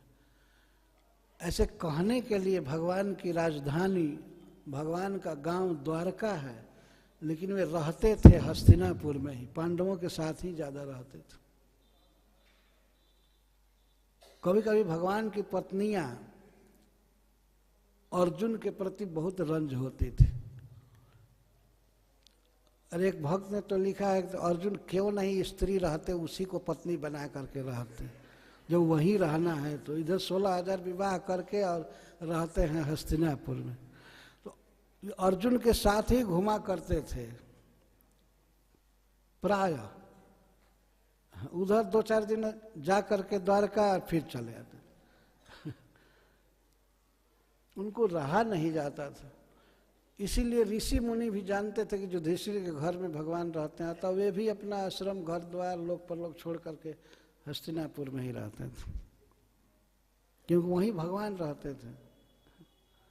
तो भगवान भक्तों के प्रेम से मुग्ध होकर के इस तरह से रहते थे। इसको भीष्म पितामह अनुभव कर रहे हैं कि इनका अनुभव, इनका जो भक्तों के प्रति स्नेह है, प्रेम है, इसको भगवान शिव जानते हैं। और जो गुह्यतम अनुभव, परम रहस्य में, जिसको सब लोग नहीं जान सकते हैं, भगवान शिव जानते हैं। जो शिव जी साक्षात कृष्ण के ही स्वरूप है, वे जानते हैं। और भगवान कपिल देव तो अवतार ही हैं भगवान के, और देवर्षि नारद। महाराज, यम मन्यसे मातुले यम प्रियम मित्रम सुहृतमम अकरो सचिवम दूतम सौहृदा दथ सारथिम। महाराज, जिनको आप अपने मामा का लड़का मान रहे हैं, यम कृष्ण को दिखाकर कह रहे हैं, इनको आप वसुदेव जी का पुत्र मानते हैं, अपने मामा का पुत्र मानते हैं, और जिनको अपना प्रिय मानते हैं, अपने प्रेम का विषय, और मित्रम, कृष्ण आपका सुहृद करने वाले हैं, सौहार्द करने वाले, सखा मानते हैं, सहायक मानते हैं, और सबसे बड़ा सुहृद, हितकारी मानते हैं। यहाँ तक कि सौहृदात, सौहार्द बस, प्रेम के बस में अकरो, जिनको आपने बना दिया सचिवम, इनको आप मंत्री बना चुके हैं, आपको परामर्श देने के लिए, राय देने के लिए कभी कभी आपके साथ बैठ करके मंत्री का काम करते हैं। और यहाँ तक कि दूतम, सचिव तो बनाए ही आपने, दूत तक बनाया इनको, संधि दूत बनाया। दूत का मतलब वार्ता ढोने वाला, कोई संदेश ले जाने वाला, यहाँ तक बनाया आपने। अकरो माने किया, जिनको आप मामा का लड़का मानते हैं, अपने प्रेम का विषय मानते हैं, जिनको सहायक मानते हैं और परम परोपकारी मानते हैं, यहाँ तक कि सौहार्द बस, जिनको आपने अपना सचिव बनाया, दूत बनाया, यहाँ तक कि सारथी तक रथ का ड्राइवर बनाया। अरे ये साक्षात भगवान हैं। पर आपके अनुभव, आपके स्नेह के बस में ये सब कुछ कर रहे हैं। यही तो इनका अनुभव है, अपने भक्तों के प्रति प्रेम है। तो आपका ये दूत तक बने, आपका सारथी बने हुए हैं और मित्र, और सभा लगती है तो किस बात में हित है, क्या करना चाहिए, श्री कृष्ण सचिव बन जाते हैं कि ये करना चाहिए, ये करना चाहिए, ऐसे करना चाहिए, करना चाहिए। कई बार ऐसा हुआ है, पांडवों के सचिव बन करके उनको राय देते हैं या सुनते हैं, फिर दूत बन जाते हैं, और तो और ड्राइवर का काम करते हैं, रथ का ड्राइविंग करते हैं, सारथी बनते हैं। तो महाराज युधिष्ठिर ने मान लीजिए ये बात पूछा कि पितामह ये बात समझ में आती है कि हमने श्री कृष्ण को अपने मामा का लड़का समझा, अपना मित्र समझा, अपना सुहृद समझा, जो कुछ समझा, लेकिन ये भगवान कैसे मानेंगे कि ये हमारे फूफा के लड़के हैं? हम लोगों के प्रति इनका कैसे भाव होगा? ये तो ईश्वर हैं, साक्षात भगवान हैं। तो भीष्म पितामह कहते हैं कि ये सब भाव करने से इनमें कोई अंतर नहीं होता है, ये सम है, समदृष्टि है सब तरह से। कोई छोटा काम करने से कृष्ण छोटा नहीं हो जाते। ऐसा नहीं कि रथ चलाने लगे तो अब अर्जुन से इन्फीरियर हो गए, जरूरत पड़ गई तो अर्जुन कहते हैं मैं आपका शिष्य हूँ, मुझे समझाइए। सारथी बनने से क्या हुआ? और ये रथी थे तो सारथी की शरण ले रहे हैं। एक नीति श्लोक में कहा गया है कि कौआ यदि सुमेरु पर्वत के ऊपर बैठे और गरुड़ जी पर्वत के पेंदी में बैठे, फिर भी गरुड़ जी है, और कौआ ऊपर बैठने से थोड़ा हो जाता है बड़ा, कौआ कौआ ही रहेगा। वो सुमेरु पर्वत के शिखर पर ही बैठ जाए तो इससे क्या होता है? श्री कृष्ण सारथी हैं तो क्या, भगवान हैं। किसी भी स्थिति में वे स्वयं भगवान हैं, परमेश्वर हैं, परमात्मा हैं, ब्रह्म हैं, परब्रह्म। कोई काम उनको हीन नहीं कर सकता और कोई काम बड़ा नहीं कर सकता है। राजसूय सभा में उनकी अग्र पूजा हुई, इससे वे और बढ़ नहीं गए, जितना है उतना ही रहते हैं। इस श्लोक की व्याख्या कल प्रारंभ की जाएगी, यहीं पर हम बंद करते हैं। बहुत बहुत धन्यवाद। हरे कृष्ण।